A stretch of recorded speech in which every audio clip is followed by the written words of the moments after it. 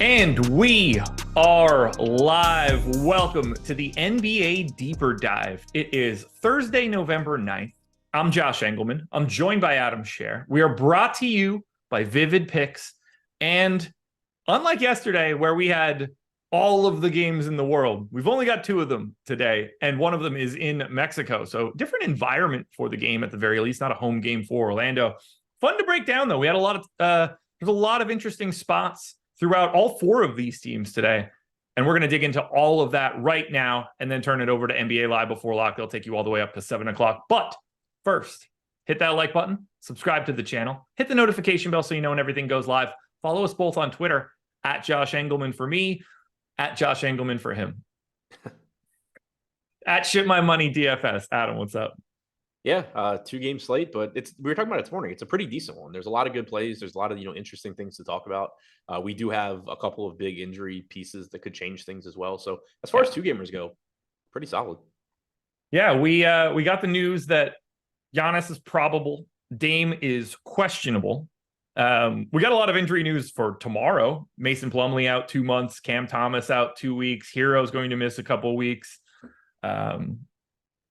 Looks like Cam Johnson's finally back for Brooklyn, but none of that really matters. We got a lot to talk about for this one. And I'm not super nervous about the Dame Q tag just because they were on the back-to-back. So, that's if they weren't on a back-to-back, and he could have just had the Q tag in the morning. We just didn't have the opportunity to know that. So it's not like it's a midday downgrade the way that it could be. But it's always confusing to me when you get the back-to-back Q tag, because it's like, what if you want to play him or not. So what is the questionable part of this? Yeah, I don't know. Unless it's legitimately just like, hey, how are your knees feeling? And he's gonna be like, they feel great, and he's gonna play. Yeah. But like, I think a lot of the times too, some of these Q tags are just simply like to placate the league. Right. So that if they decide they're not gonna play him or whatever, like Yeah.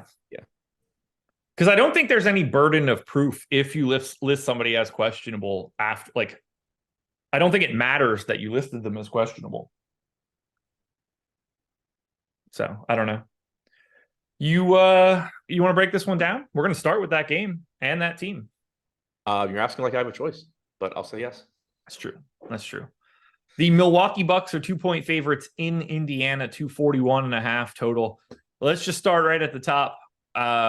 Probable tag or not, Giannis Antetokounmpo is 10,700 on DraftKings, 10,600 on FanDuel. He's power forward center on DK and projected for 50% ownership, which sounds like a lot until you look at his FanDuel ownership and see that it's 72.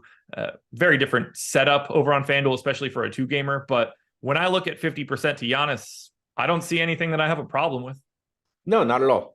It's just a totally different slate than we've typically been getting Giannis on, with it being a 2-gamer. Those raw points really matter. I talked about it in the article that I wrote today on the site. And, you have Giannis projected for like 55, 56 DraftKings points at 10-5 or 10-6 or 10-7 on a normal size slate. Like, that's probably not going to be overly appealing. You're going to have a Luka or a Jokic or an Embiid or somebody that you'd rather go to. But on a 2-game slate, those guys don't exist. And then on top of that, you just don't have as many guys in the mid-range that can put up those 50-plus fantasy point games. So there's a really high percentage of the time that even if Giannis just hits his projection of 56 DraftKings points, which is good but not great for a $10,700 price tag, there's a pretty good percentage of the time where that's just still the highest score on the slate by 10 points or something, and you probably will need it. How much are you getting? Did you run anything yet? I did a little bit ago. I was going to rerun it, but right now I was getting like 45, 50%. I have 43 right now, and I am perfectly okay with that. 52. Okay. But I am rerunning still.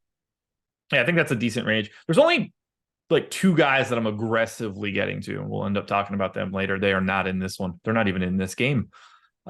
Dame, on the other hand, 9,500, only 15% owned. Now, we do have the Q tag, but that's about where his ownership was earlier today.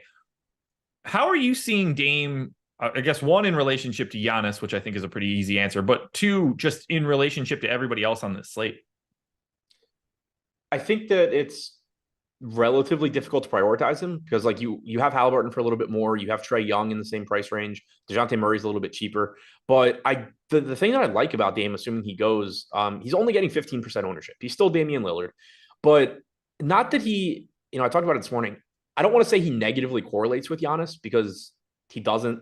I think there's that tendency to say that teammates that are expensive, especially, like negatively correlate. You can't play them together. But if you have a game where, every foul is getting called, or you have a game that's just played at a faster pace than anticipated, or it goes to overtime, all of those things benefit them both. So it's not that they negatively correlate, but when you think about the scoring aspect of it, or I guess more specifically, what a ceiling Dame game looks like.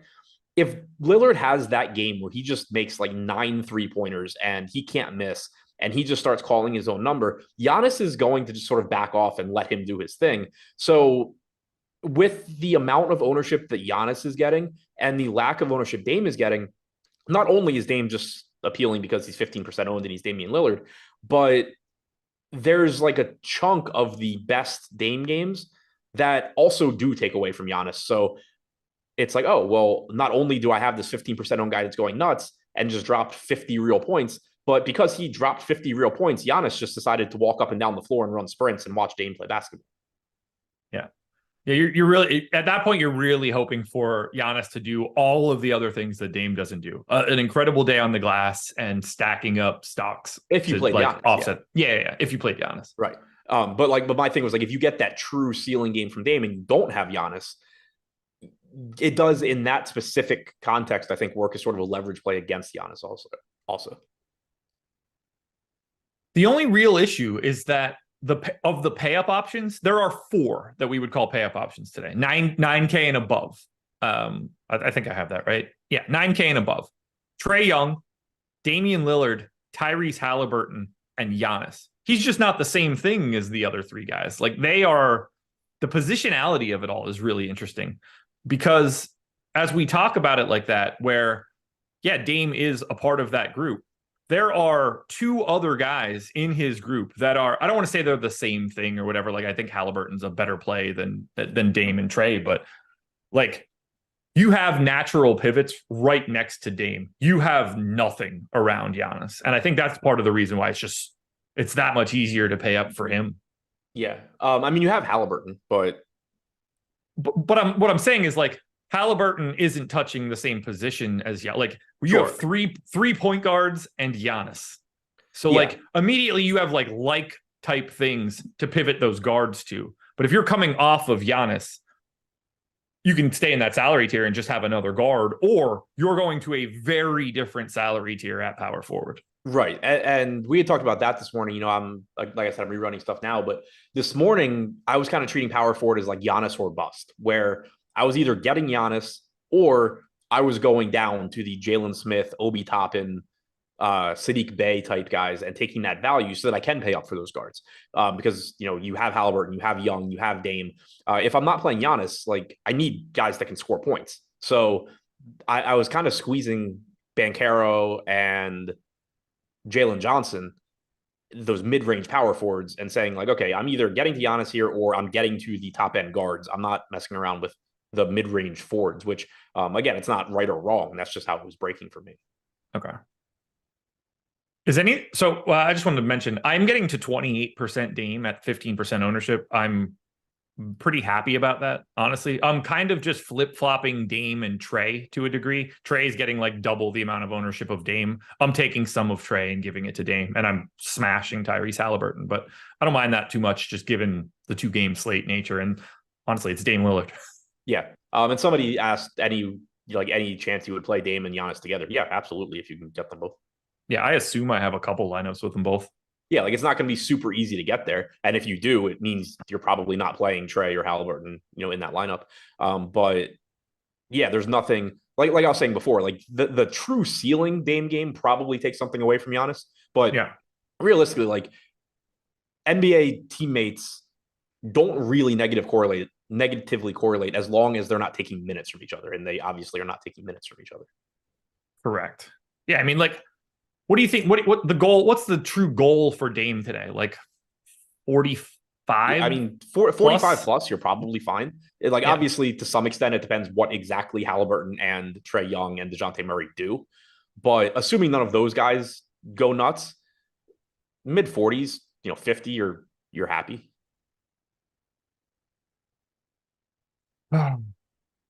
Anything else here? I have a very small amount of Brook Lopez, and I'm finding it very difficult to get to the rest of Milwaukee. But we are projecting Jay Crowder for 11%, Middleton for 8, Lopez is at 12, Bobby Portis is getting a little tiny bit of love.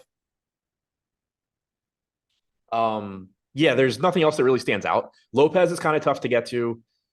Like, he's getting 12% ownership, 12% chance of being optimal. There's nothing wrong with him. It's just not a piece you're building around. It's tough to pay 6,200 for Middleton. Has the best positional eligibility with shooting guard, small forward, but just isn't playing enough minutes. And I mentioned it this morning. I think I'm generally very anti messing with like what shows up in my builds, and very much trusting data and all of that. But the thing you need to keep in mind is that the tools aren't built to really handle somebody like Chris Middleton, because it's going to assume, you have Chris Middleton's standard deviation, and it still applies to his per minute production, but it also assumes it applies to his minutes. Like if he's projected for 22 minutes, it's assuming that sometimes he's playing 26, 28 minutes. And that isn't the case. So it kind of cuts off that right tail. And I think that's why you see, for example, Middleton's only getting 8% ownership. We have him with a 17% chance of being optimal. That's a spot where it's just, you have to understand that this is it's a situation that isn't essentially accounted for. And he's not actually 17% to be optimal, because those games where he's blowing up don't actually exist, unless he just does it in 20 minutes. Yeah. I didn't get a single share of Middleton. I only got a share of Malik Beasley. I got a share of Jay Crowder, one of Portis. I got to 8% Lopez, but everything that I'm getting here is just a chunk of Giannis and a bet on Dame. And I think that's about right. Like, this is not a deep Milwaukee team in terms of like quality DFS performers on the outskirts. Like, Bobby Portis is a great per minute dude. He doesn't really play that many minutes. Yeah, I mean, for him, the playing time is obviously the problem. I do like him at low ownership in tournaments just because he is a good point per minute guy. So I always like, on these shorter slates, going after guys like that, because you really just need to get lucky in one way. You need Giannis to get in foul trouble. You need Lopez to get in foul trouble, and Portis just plays really well, and for whatever reason, just stays on the floor. You just need those minutes, and Bobby Portis will take care of the rest usually. As opposed to, other players where it's like, oh, well, maybe they'll play 4 minutes more than I expect, but also they're a 0.7 fantasy point per minute guy. So I need them to play 4 minutes more than I expect and to produce more than I expect. With Portis, it's just like, yeah, I need something to happen so that he stays on the floor. And if that happens, he's 5,500, 6% owned and breaking the slate probably. Is there anything else you want to touch on for Milwaukee? Do you want to just give like a quick high level overview on the off chance that Dame is out? Where do you expect to be going? Yeah, I mean, if Dame's out, it certainly makes Giannis look a hell of a lot better. That's something to absolutely keep in mind. The reason we haven't been playing a lot of Giannis this year, especially on DraftKings, is in part because his rates have come down with Dame. He's still like a 1.3 to 1.4 fantasy point per minute guy this year, but you've seen that huge drop in assist percentage. That comes back if Dame is out. He's going to get all the usage he wants if Dame is out. So he looks a lot better, and you're going to see that gap between him and Tyrese Halliburton open up a bit if Dame gets ruled out. Cameron Payne would start to look good. I mean, he already is playable at 3,700 as the backup, but he would look like a very good value if Dame is out. Malik Beasley would most likely take on a bigger offensive role at 4,700 if Dame is out. Everybody looks marginally better, but I think Giannis, Payne, and probably Beasley are the guys that I would expect to have the biggest positive impact if he's out. I think like those guys would be the ones I expect to benefit the most.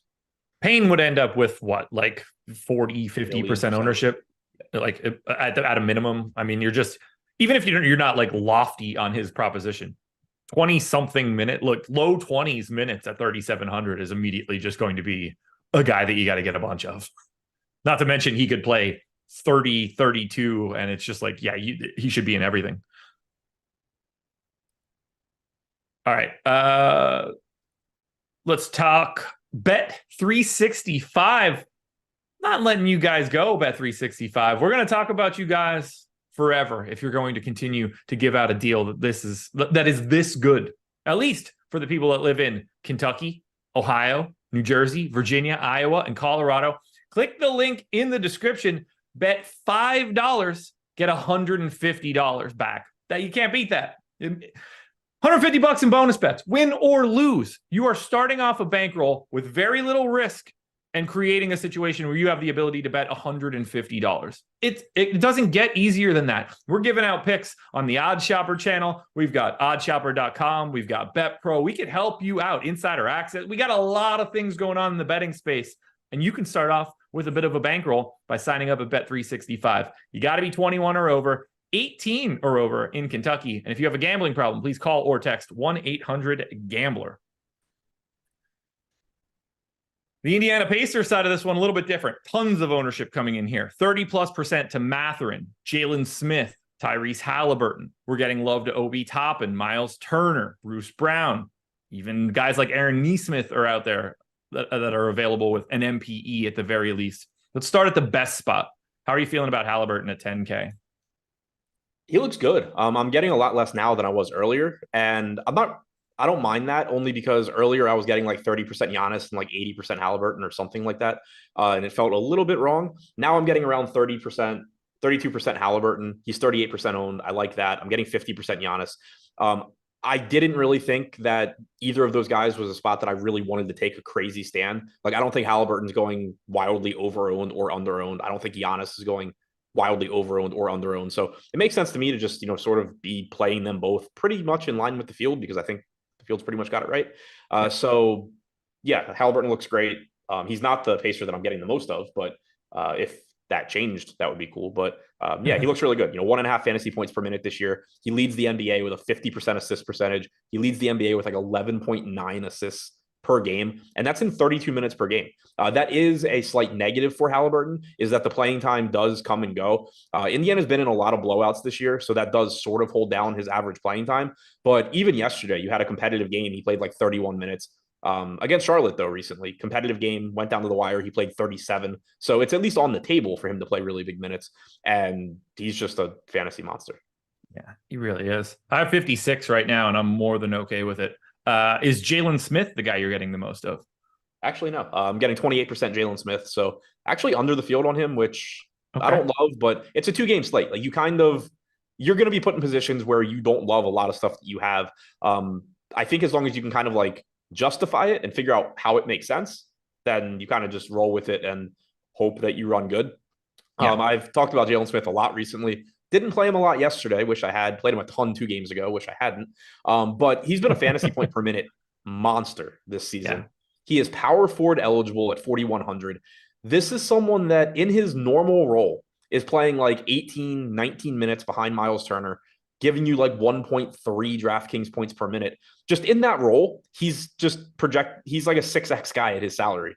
And then if anything goes wrong, Miles Turner gets in foul trouble, Miles Turner gets hurt. Yesterday, it was just simply Jalen Smith played really well and played 25 minutes to Turner's 23.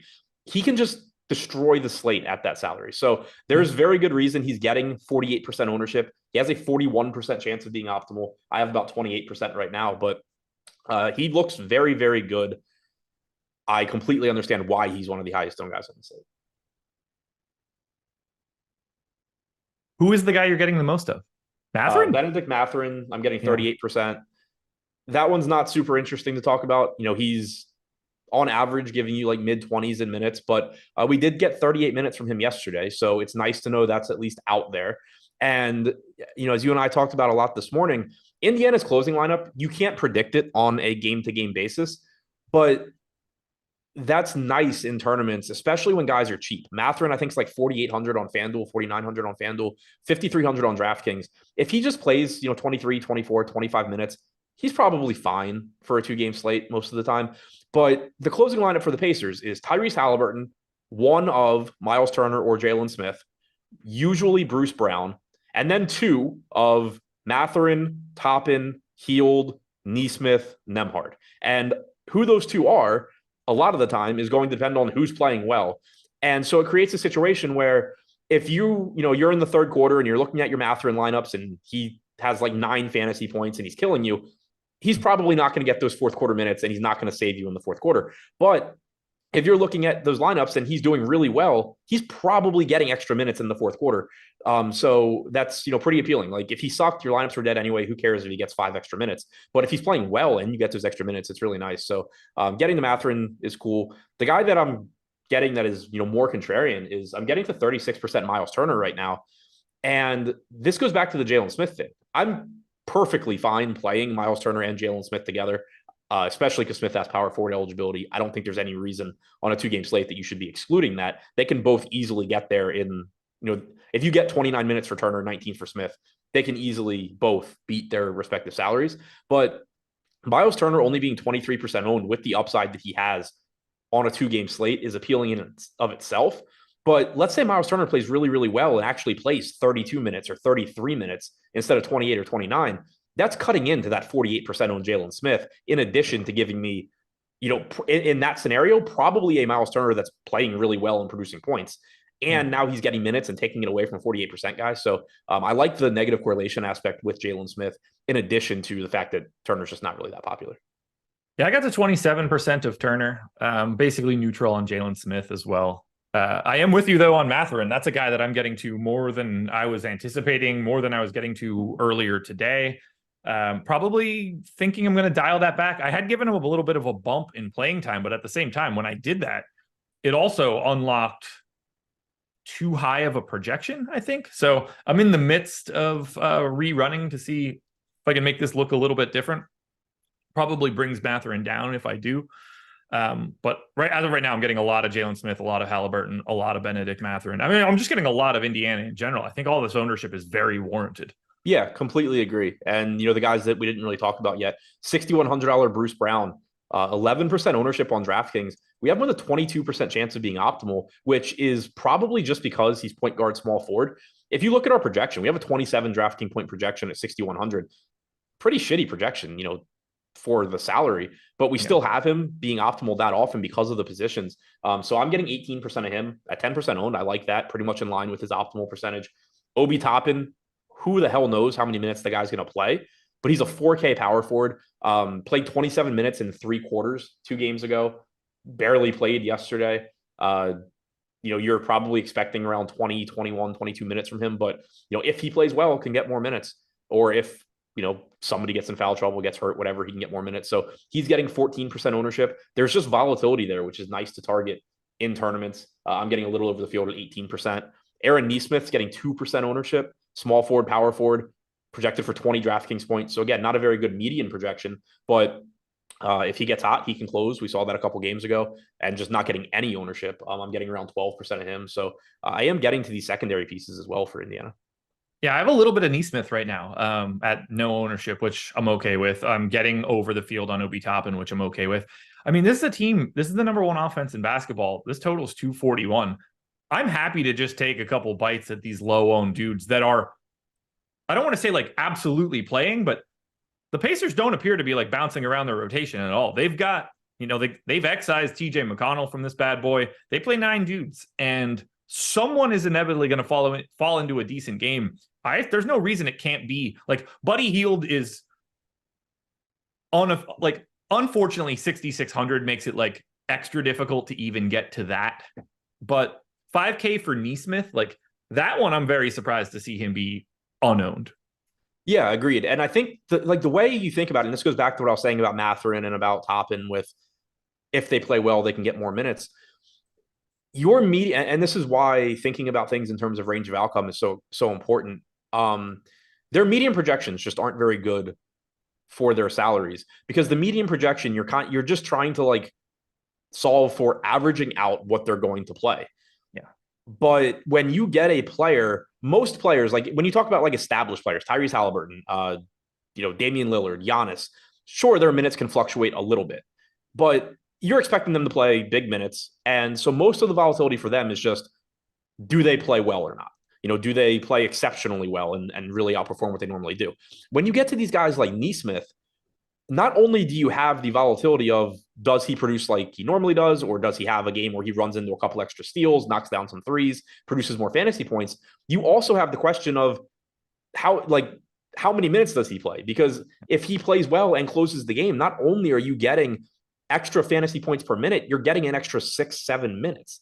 So that volatility, that's why like the Sims tool is so useful. That's why the boom bust tool is useful. It's accounting for what can happen in an individual game from a high and low standpoint, as opposed to just looking and saying, oh, well, he's not a very good play because 20 fantasy points at 5K isn't good. I just reran all my stuff. So I have 31 of Toppin, which does feel mildly aggressive, but at the same time, if he's 14 and Jalen Smith is 48, like I don't mind having more. The problem is I'm also getting Jalen Smith. So, but he's just like, I mean, he is a fantastic point per dollar play today. Yeah. And Smith and Toppin don't impact each other. No. Oh, in terms of like their play on the floor. Yeah. No, not at all. It just like, no, I mean, like Miles Turner foul trouble and could very easily lead to Jalen Smith just playing enough minutes and Obi Toppin continuing to be random in his playing time. Somebody said Bruce Brown doesn't score, which, yeah, he doesn't. Like Bruce Brown is not a, we talked about it. The price tag's high. I think the main selling point on Bruce Brown is just point guard, small forward, fits into pretty much any build that you're going to. He's only averaged 3/4 of a fantasy point per minute this season. It does make sense for his production to be down a little bit too. Tyrese Halliburton, as I mentioned, leads the league in assist percentage and assists per game. One of the things that was nice about Bruce Brown in Denver is, yeah, he's not a big time scorer. He does do pretty much everything well when he's on the floor. But now he's on a team where like they don't need him to score. They don't really need him to be a facilitator. So he's kind of just out there, just running, but he's still out there for, 30 plus minutes. He's very likely to be in the closing lineup. He can still certainly run into a big game here and there. And he's a mid-pack scorer. 48% of his fantasy performance is from points. The average rate for the league is 49%. There are extremes to both sides and they will make perfect sense. Like the most extreme points first guy is like Bojan Bogdanovic, Klay Thompson, Norm Powell. They're like 68, 67% of their score, of their fantasy score is points. You go to the opposite side of that equation where it's Ben Simmons, Looney, Draymond Green. They're at like 30%. Bruce Brown's actually like dead center. So he scores enough. Yeah, I meant more like he's a 15% usage guy. He's not somebody that you're expecting to go out there and just drop 30 points here. Like Benedict Mathurin will just go have games where he just lights it up. Like Bruce Brown, you're very surprised. But if Bruce Brown has a big fantasy game, you're very surprised if it's just he couldn't stop scoring. It's more likely that he grabbed 8 boards, got 6 assists, scored like 15 points. I have Mathurin 9th in percentage of fantasy points from points. Yeah. Like he is very, very points based. Bojan, Klay, Norm Powell, Jalen Green, Zach LaVine, RJ Barrett, Donovan Mitchell, Tim Hardaway Jr., and then Mathurin. Answer the question about Fultz in chat. He's from Hannah Manana. He is questionable. Yeah. Still. We will touch on that one in a little bit. I'm getting 19% Nesmith. I think he's like my most contrarian play. Yeah. I mean, I have 12% and at 2% owned. Cool. Even if he's like 5% owned. Yeah, it'd be totally fine. So he's going to be out there. I mean, he played 30 minutes yesterday, has played upwards of 27 or 30 in other games. Could also get 16, but I don't think we have anything else here. You would not be taking any shots on Isaiah Jackson, correct? I am not at the moment. Okay. Then I have nothing else here for Indiana. Is there a reason that you would take shots on Isaiah Jackson? No, I don't think so. Just putting it out there. The only other name that of anybody that could play from time to time, but yeah, like he got a little bit of run the other day when Jalen Smith got in foul trouble. Yeah, but yeah, I'm not going to the third string center foul trouble play. All righty.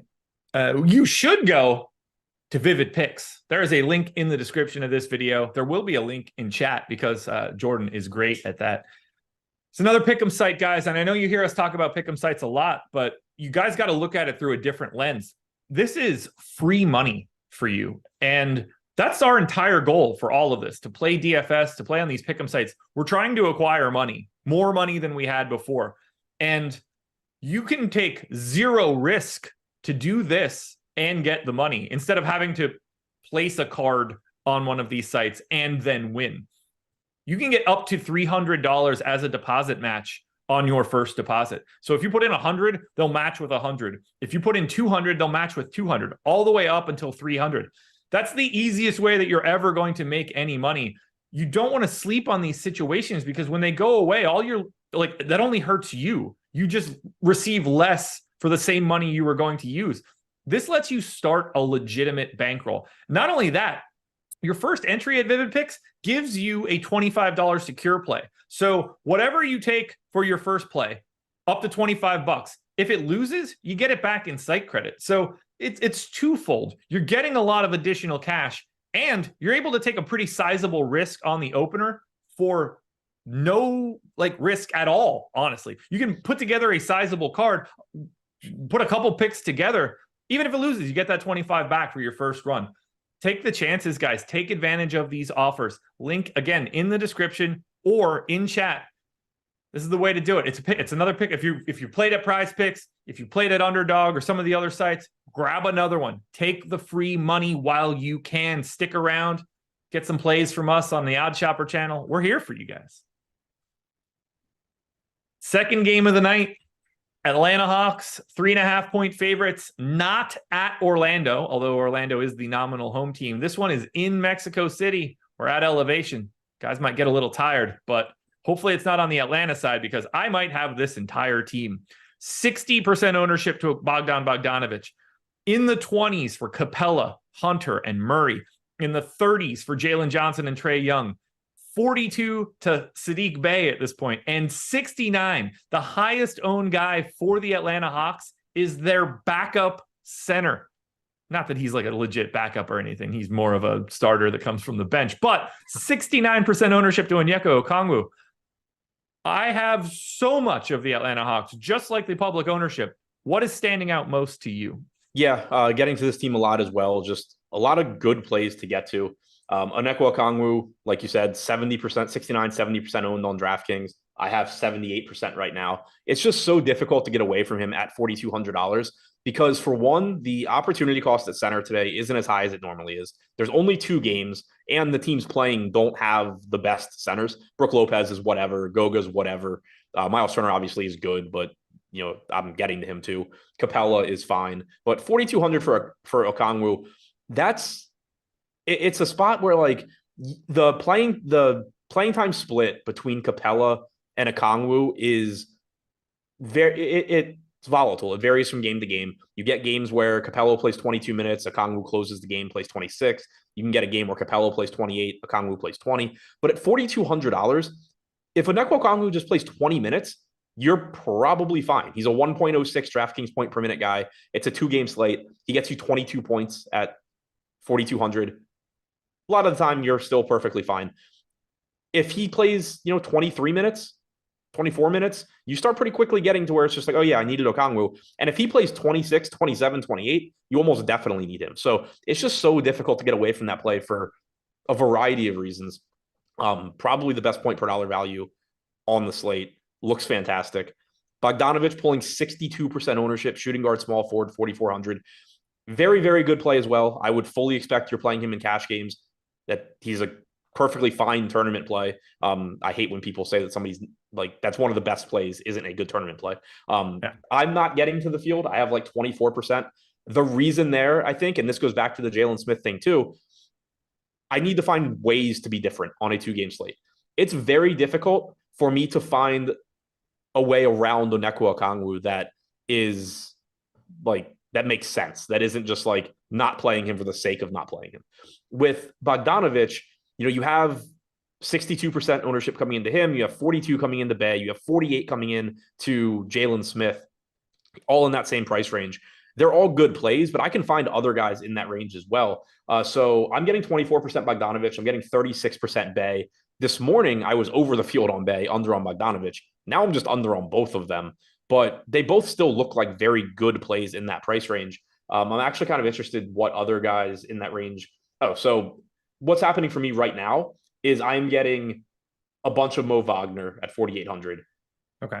And then I'm spreading out, my Saddiq Bey, Jalen Smith, Bogdanovic, those guys, getting some Jay Crowder. So that's what it is for me right now. And you and I had actually talked about that this morning, that Wagner is not projected for much ownership. And yeah, so I have a ton of Wagner, and then I'm playing those other guys. If Wagner's ownership were to come up a bit, then I probably just start getting closer to where I'm like even with the field on all of them. But right now, I'm still playing a good amount of Bogdanovich, Bay, Jalen Smith, but I am turning some of that excess into Mo Wagner at low ownership. I think I turned my Bogdanovich excess into Aaron Nesmith. I did a little bit of that too. Yeah. Yeah. I have 45% Bogdanovich, which I think is perfect, but 62, like that just feels like, his puzzle piece fits the best. Yeah. Because of his price. Because it's not like he looks great. He's been pretty good this season. 1.05 fantasy points per minute is like well above his normal rates. I don't know how much we should like really believe that is going to continue like that, but I'm happy to have some. The most exposed guy that I have is Saddiq Bey right now, which I don't love, but at the same time, I mean, that dude is just going to play like 26 minutes at a minimum today and potentially play more. And I like the position. I like the price. I like everything here for Atlanta. I like everything for Atlanta. The guy that I'm lightest on is Trae Young. Not me. I was going to say also one other guy in that cheap Ford conversation is DeAndre Hunter, who's getting a little bit less ownership. He's getting 25% on DraftKings compared to 42 for Bay and 62 for Bogdanovich. So I have 30% Hunter now, a little bit over the field, but kind of just, again, spreading out that ownership between them because, yes, Bogdanovich projects as the best option, followed by Bay at their respective salaries, followed by Hunter, but there's not much separating these guys at all. In a one-game sample, you may as well more or less be flipping coins on who scores the most fantasy points. So I'm kind of just leveling out that ownership. Trae Young getting 36%. I'm getting 34%. Looks good to me. $9,300 price tag. I did forget to look. So I'm getting 32%. I'm getting 32% Dame. So I am over the field on Dame. If Dame were to be ruled out, I fully expect I'd be getting more Trae Young. If Dame's ownership were to come up, I fully expect I'd be getting more Trae Young. But in line with the field now, I'm half the field on Jalen Johnson, or a little over half the field, getting around 20% on Jalen Johnson at 6,300. That is more than I was getting this morning, but it does kind of, I think, just go back to me using either Giannis or cheap Fords. The thing that has changed, though, is this morning you had like Saddiq Bey getting less ownership. So I was playing a bunch of Saddiq Bey. Now Saddiq Bey's ownership is corrected. Bogdanovich's ownership is up to 62%. There's less reason for me to get away from a very popular Jalen Johnson and go to those guys because they're also correctly or overowned. So now I can start working in a little bit more Jalen Johnson as well. Since we've hit on all of these guys, I guess I'll ask, what are your final, or I don't want to say final like it matters, but like, what do you have right now for Halliburton, Lillard, and Young? How are you handling those three guards? I have 32% Halliburton, 32% Lillard, and 34% Young. I assume that's exactly what you want. In theory, am very happy with it.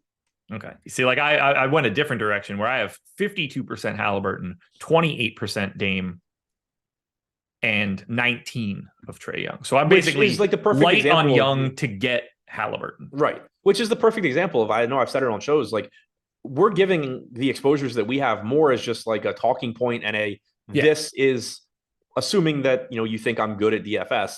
This is a viable way of approaching this. It's not the way. It's completely fine to say, I think essentially what is probably happening is that your projections, your Sims process is saying, I think we have Halliburton either being a little bit underowned or at least less overowned than Trae Young. So we're going to take some Trae Young away. We're going to give it to Halliburton. What is essentially happening for me is, these guys are, Halliburton projects better than Young, who projects better than Dame. But from a range of outcome standpoint, these guys all are kind of the same play. Yeah. And so I'm playing them the same. Either of those approaches, make sense. Yep. Totally agree. Yeah. There's a reason like these guys are getting 30-something% ownership. They're quality plays for today. Max 4 for Atlanta. It's the type of question we've been getting a little bit. I don't have any maxes. Yeah, I don't set them either. But like in terms, like I would not have any issue with 4 of these Hawks being in a lineup. I'm sure that happens for me. There's a lot of ownership coming in here. Yeah, I mean, I'm just scrolling through my lineups now to kind of see 3 Hawks in the first one, 2 in the second one, 2, 1, 3, 3, 2. I see a lot with 3. Okay. I didn't like hard cap that or anything though. Here's one with 4. My 22nd ranked lineup has Trae Young, Clint Capella, DeJounte Murray, and a Neko Okongwu. Yeah, it's just, I mean, it's just Which also crazy answers the question that anybody had about can you play Capella and Okongwu together? yeah, it's wild that they're running an 8-man rotation. Yeah. My 25th lineup is Murray, Young, Hunter, Okongwu. So yeah, I'm getting 4 in some. I don't have 5 anywhere, I don't think. Okay.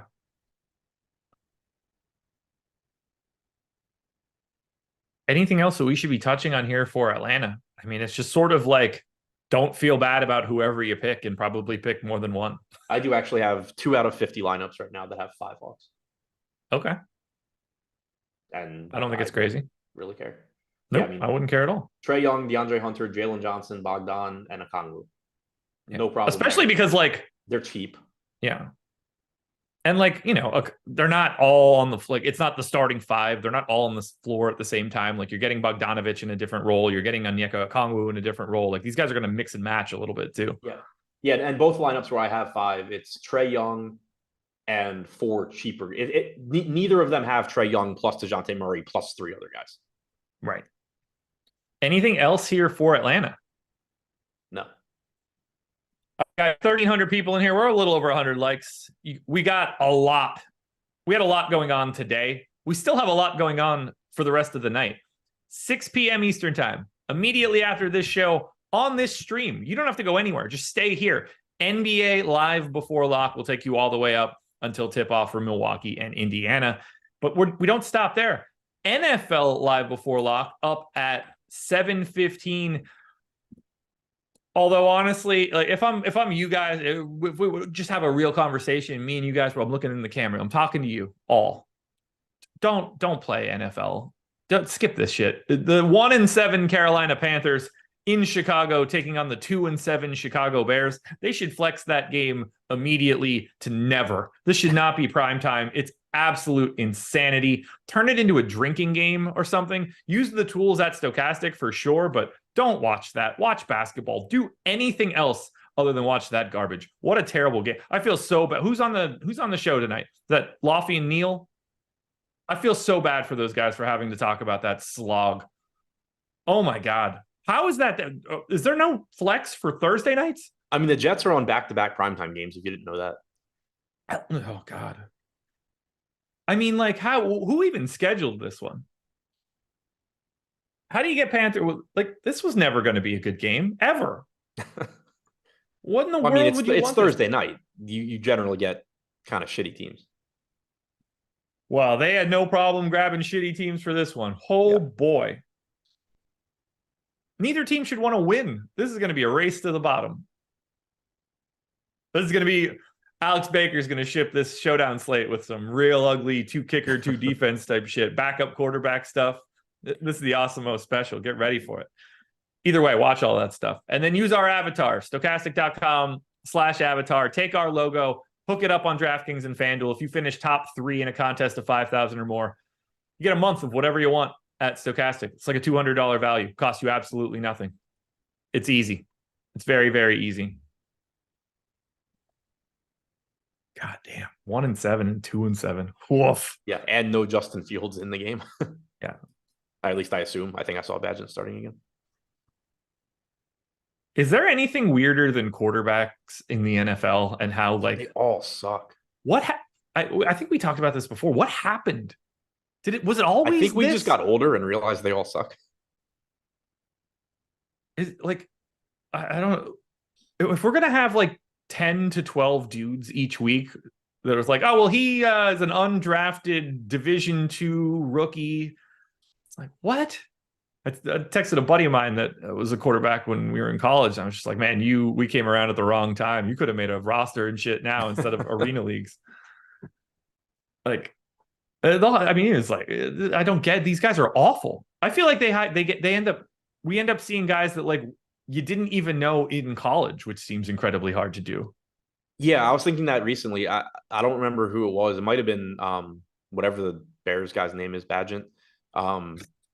But there was somebody else where it was just like, how did this guy with this pedigree end up like on an NFL roster? It's insanity. Like, think about the amount of quarterbacks that play in college football. I'm not saying that all of them are good, but there's got to be more than this, doesn't there? You would think. Either they're incredibly terrible at evaluating talent, or the only way to win is to separate from the separation. And like it's sort of like the NBA. You can only win a title if you have one of like the six best players in the league. Right. And you just don't think about it like that. Also, so many NFL organizations, coaches, offenses are still incompetent. Yeah. That like I firmly believe that there's been a lot of quarterbacks that like they were just drafted to a different team. It would be like, oh, this guy was a good quarterback for 10 years. And instead it's like, oh, remember that guy that got drafted, played 3 years, and we never heard of him again? I'm starting to think that defense has become so good in terms of getting to the quarterback that it has like changed the decision-making process.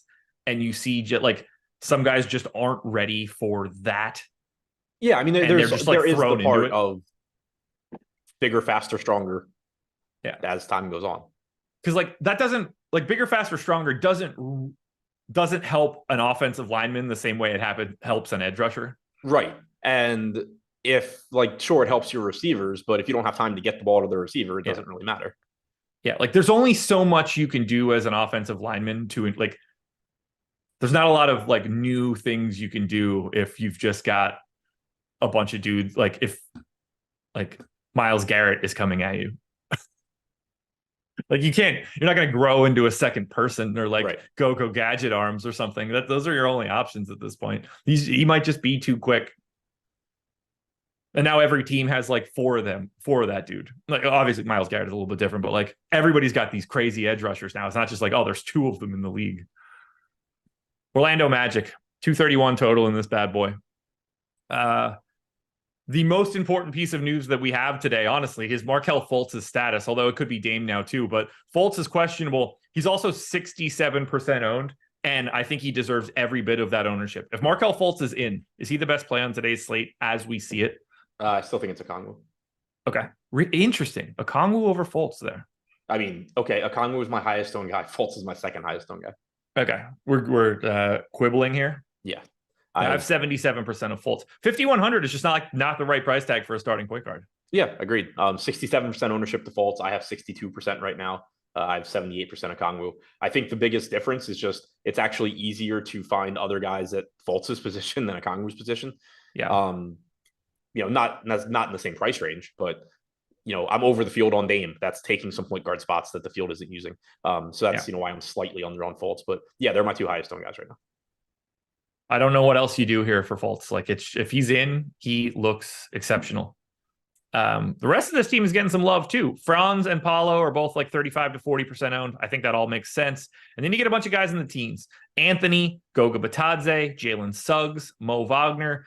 I got 22% of Mo Wagner. You mentioned you had him before. The one guy I'm not getting to really is Jalen Suggs, but hit me with the rest of what you're doing for Orlando.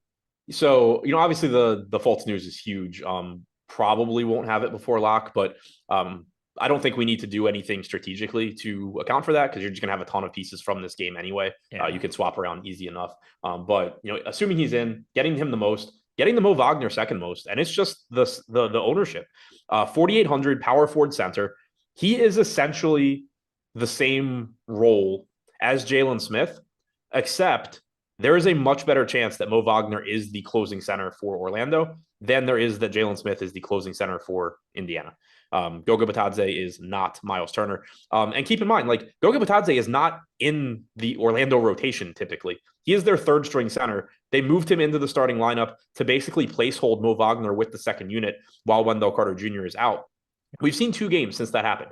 In the first game, Goga Batadze closed. But Mo Wagner had picked up his 5th foul, went to the bench. Batadze came back in to close. And we talked about it at the time that the 5th foul occurred basically at the same point in the 4th quarter where Wagner's first half rotation had ended in the 2nd quarter. So the assumption was, Goga is about to come back in anyway, but that wasn't a certainty. There was a very real chance that the plan was for Mo Wagner to close out that game, not come back off the floor, but then he picked up his 5th foul. They brought Goga back in. Then the game got out of hand and it didn't matter. So then last game, you saw essentially the same rotation in the first half and the second half. The only difference is that Wagner didn't pick up his 5th foul and Wagner closed the game, played the entire 4th quarter. So there's a very real chance. And, again, we don't know because we've had 2 games and it's still fluid. There's a very real chance that the plan for Orlando is 25, 26 minutes for Mo Wagner, 22, 23 for Goga, with Goga opening the first quarter, closing the second quarter, opening the third quarter, and never stepping on the floor again. There's also a chance that they're playing it by ear, and whoever's playing well gets those minutes, whatever. There's a lot of volatility there, but Mo Wagner's getting 11% ownership at 4,800, while Jalen Smith gets 48% at 4,100, while Saddiq Bey gets whatever he was getting, 40-something%. Bogdan Bogdanovic gets 60%. I have 42% Mo Wagner right now because even if he plays 20 minutes, at 4,800, I don't love that, but there's still at least a chance he just gets there. But if he plays 25, 26 minutes at 11, 12% owned, that's such a good low-owned play at power forward. He's a good point per minute guy, 1.09 for the season, so not as good as Jalen Smith. I don't want to make this sound like I think he's as good a play as Jalen Smith. He's not. But he's getting a quarter of the ownership, and that makes it really, really interesting to me. I think it's the most appealing place to be different on this slate if the ownership holds how it is right now. So I'm getting to a lot of Wagner, getting 36% Banchero. That's another difference from earlier today. I wasn't getting around the field on Banchero, but again, that's because the ownership has come up on those cheap guys that I was playing a lot of, like Saddiq Bey, like Bogdanovic. That ownership's come up to where it's like, okay, well now, before I thought they were a little bit under-owned. Now I don't. And so I can just start going back to more Banchero lineups. Cole Anthony showing up 24%. Batadze showing up 24%. You and I talked about that this morning as well. 13% ownership coming into Goga, 12% to Wagner, $5,400 price tag on Goga. You're just seeing the ownership basically run away from uncertainty. And it's because neither median projection looks great. 23.5 DraftKings points for Goga, 21.2 for Wagner. Neither one's very good at those salaries, but realistically, one of these guys is probably going to play a few minutes more than we're expecting because that's how median projections work. And so when you do stuff to factor in range of outcomes at low ownership on this slate, it makes them both look like good plays. I'm getting the 20% Franz Wagner, which is a bit below the field. Not really getting to too much Suggs right now, 14%, pretty much in line with the field. Certainly getting, if Fultz is out, you're going to get more Suggs, more Anthony. Banchero is going to look better. Franz Wagner is going to look better. You'll start getting to some $4,300 Anthony Black, shooting guard, small forward. But assuming Fultz is in, getting to pretty much every rotation player for the Magic, getting over the field heavily on Mo Wagner, pretty much 2x on Goga, around the field on most other guys. Anything else you think we need to add for Orlando? I don't think so. This is sneaky a fun slate. Yeah, I hope Dame and Fultz are both just in and it can just play out. Yeah, I really want that because if they're not, the problem is that you just get such obvious, like everybody's going to play campaign. Anthony Black becomes a really, really good play. It just kind of limits your ability to get creative. Whereas right now, there's enough. There's a lot of correctly priced guys. And but there are actually a lot of underpriced guys, but there's enough underpriced guys right now that you can still get creative and find ways around it. If you just throw in a starting $3,700 campaign, it's like, okay, well, there's nothing comparable to this. No, if campaign is starting, you're basically everybody's basically just playing 7-on-7 now instead of 8 versus 8 on DraftKings. And then with the way Chalk's been lately, he'll score 8 points.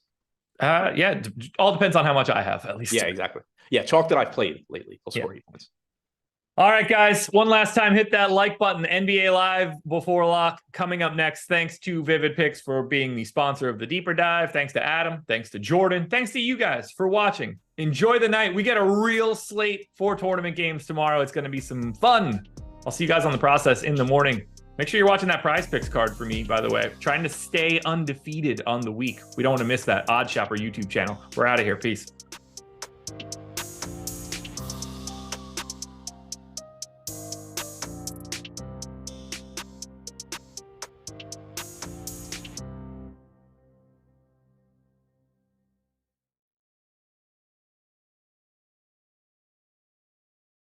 Well, we had to take a couple weeks off, but we are back, and we are back bigger than ever. It's the Stokastic Hall of Fame, and we've got some absolute bangers for you. I may lose my voice after doing this, reading off all the massive Stokastic wins we've seen from the past week or two. Welcome back to all of us. All you got to do to get involved, get a free month, of any package you want, up to $200 value, is download the Stokastic avatar, the profile picture. It's stokastic.com/avatar. Tweet your wins to us at StokasticHOF with the screenshot and get that free month. Any package you want, up to $200, whether it's NBA Sims, NFL Sims, you name it, it's yours. Finish top 3 in a field of 5,000 or more. Tweet your wins, rocking that Stokastic avatar, and you're in. We'll kick this one off. And of course, you get featured and inducted into the Stokastic Hall of Fame. What's better than that? Kick it off with our own Greg Ehrenberg. He's been on a heater. Another win to start the season. Couldn't be more appreciative to our team as Stokastic made amazing tools this year. Thanks to everyone who's been doing it, DMing me and messaging me to sweat this slate. It was a great night. 110K for our friend Greg. Make sure to shout him out if you haven't done so yet. And how about Gelperto? Thanks, Jazzraz and Laffy, for the Foreman over 4 call. Also, Eric and Matt for the JSN call. We took some real heat early on for that Ford call, Cohen Foreman over him, but it ended up working out, especially for you, man. $10,000 first place. Congrats. Tom Kennedy, our own Tom Kennedy. Big night with the Stokastic avatars all over the leaderboard on DraftKings and FanDuel. Loving the new Stokastic Sims tool, including NBA late swap sim. Can leave my desk at night. Again, cut late swapping time by 75%. No more shitty spreadsheets that take 5 minutes to load. Just monster wins from Stokastic across the board the other night. You follow it up with Robert Understall. Shout out to Stokastic for the amazing tools. So close to 25K, but can't be mad about 6K and a top 3 finish. And then Brett Shoup. Shout out to the fellas on Live Before Lock. Heavy on that San Francisco-Cincinnati game. Bang, can't wait to use the Sims package. Yeah, you got it for free, brother. And you got $10,000, so I'd consider that a win. LA, I'm going to run through these quick because LA fan was on a heater. Appreciate all the guys at Stokastic. Watch the shows every week. So he takes down the $3 single entry on DraftKings. Says hopefully can keep it going. Well, he does, because the very next day almost took down another one, 750 in the CFB Showdown. And then the next day, with the triple option, $1,500. Been on a roll, yeah, to say the least. Thanks for all you guys do. Let's keep it rolling. Shout out to LA fan, because that's huge. 3 days in a row. Short Gamer TV, nice little third place finish. $20,000 for Short Gamer TV, rocking the avatar. Mike Denny Jr., $3,000 in the 75K huddle. Sean Geezy, we see him up here a lot. $2,000 and a $1,500 for Sean, first and fourth place. Monster night in the NBA. We've been crushing NBA to start the season. Stokastic, best tools in the game for Tanner, $1,000, second place out of a lot on FanDuel. CryptoGates.eth, $6,000. Keep it rolling. So many. CJB's finally took one down, all thanks to Matt and his CFB. I'll read this one because it's very nice. There's not a kinder or brighter CFB analyst in the industry. Let's keep it rolling. $4,000 for our boy Connor. Chuck Fowler, $1,500. Not a tournament with 5K or more. 3,567 to be exact, but it's a $5 single entry using the lineup generator. Thanks to Josh and Adam for the daily work you guys put in on YouTube. Shout out to Chuck, rocking the lineup generator, getting the big win. Josh Blond, another night, another takedown. Now won the 5 max 2 of the last 3 nights. Wemby stole the 3 max from me. Keep it rolling, man. Drew, another nice showing for Drew. Simple at Stokastic Hall of Fame. And we wrap it up with Cleandre Hood. Shout out to Stokastic for the great tools. There it is. 1,000 up, 1,000 down. Huge week to start off the NBA season, and some NFL mixed in there as well. Remember, guys, all you got to do, download the Stokastic profile picture at stokastic.com/avatar. Use it wherever it is you play. DK, FanDuel, Owner's Box. Finish top 3 in a field of 5,000 or more. Tweet us your wins at Stokastic HOF and get that free month. Any package of your choosing up to $200. Welcome to anyone who's been inducted. Welcome back. If you've been here before, we'll see you back here next.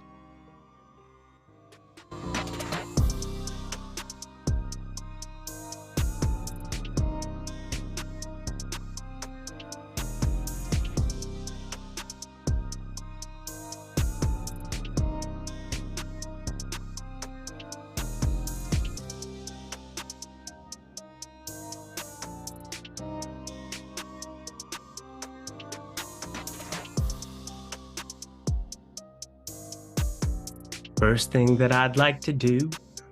Oh, yeah, we're done. What is going on, everybody? Welcome to NBA Live Before Lock, presented by Wrong Shoulder. Vivid picks. Yes, fantastic stuff. Excited to talk about them for the first time. I'm Eric Lindquist. Excited to talk about a 2-game slate. Matt's not super excited. I kind of like this 2-game slate. We have some late news that's going to be showing up. So I think 1% of the field's already going to be dead because they're going to get in an optimizer Markelle Fultz and they're not going to swap. So that's cool. But also, we've got a lot of different value pieces that I think are interesting for this 2-gamer. Matt, how you doing, my dude? I'm good, bro. Yeah, excited to talk this slate out with you, however many games it is. It's just for me more frustrating than anything, like 14 games than 2 games. This has always been an NBA thing. So I just wish it was more spread out because I prefer 6 to 10 game slates. It's just kind of like my sweet spot. There's a ton of strategy on these 2 gamers. I love talking it out. So no problems with that. Just I wish it were more spread out, which I'm sure we'll have as the season gets on. Yeah, the NBA has been a joke. I mean, this is absurd. This schedule is stupid. It's been awful. I hope it never exists like this again. 9 games tomorrow. That'll be like the first regular slate, I feel like, of the entire week. It's just been the weirdest.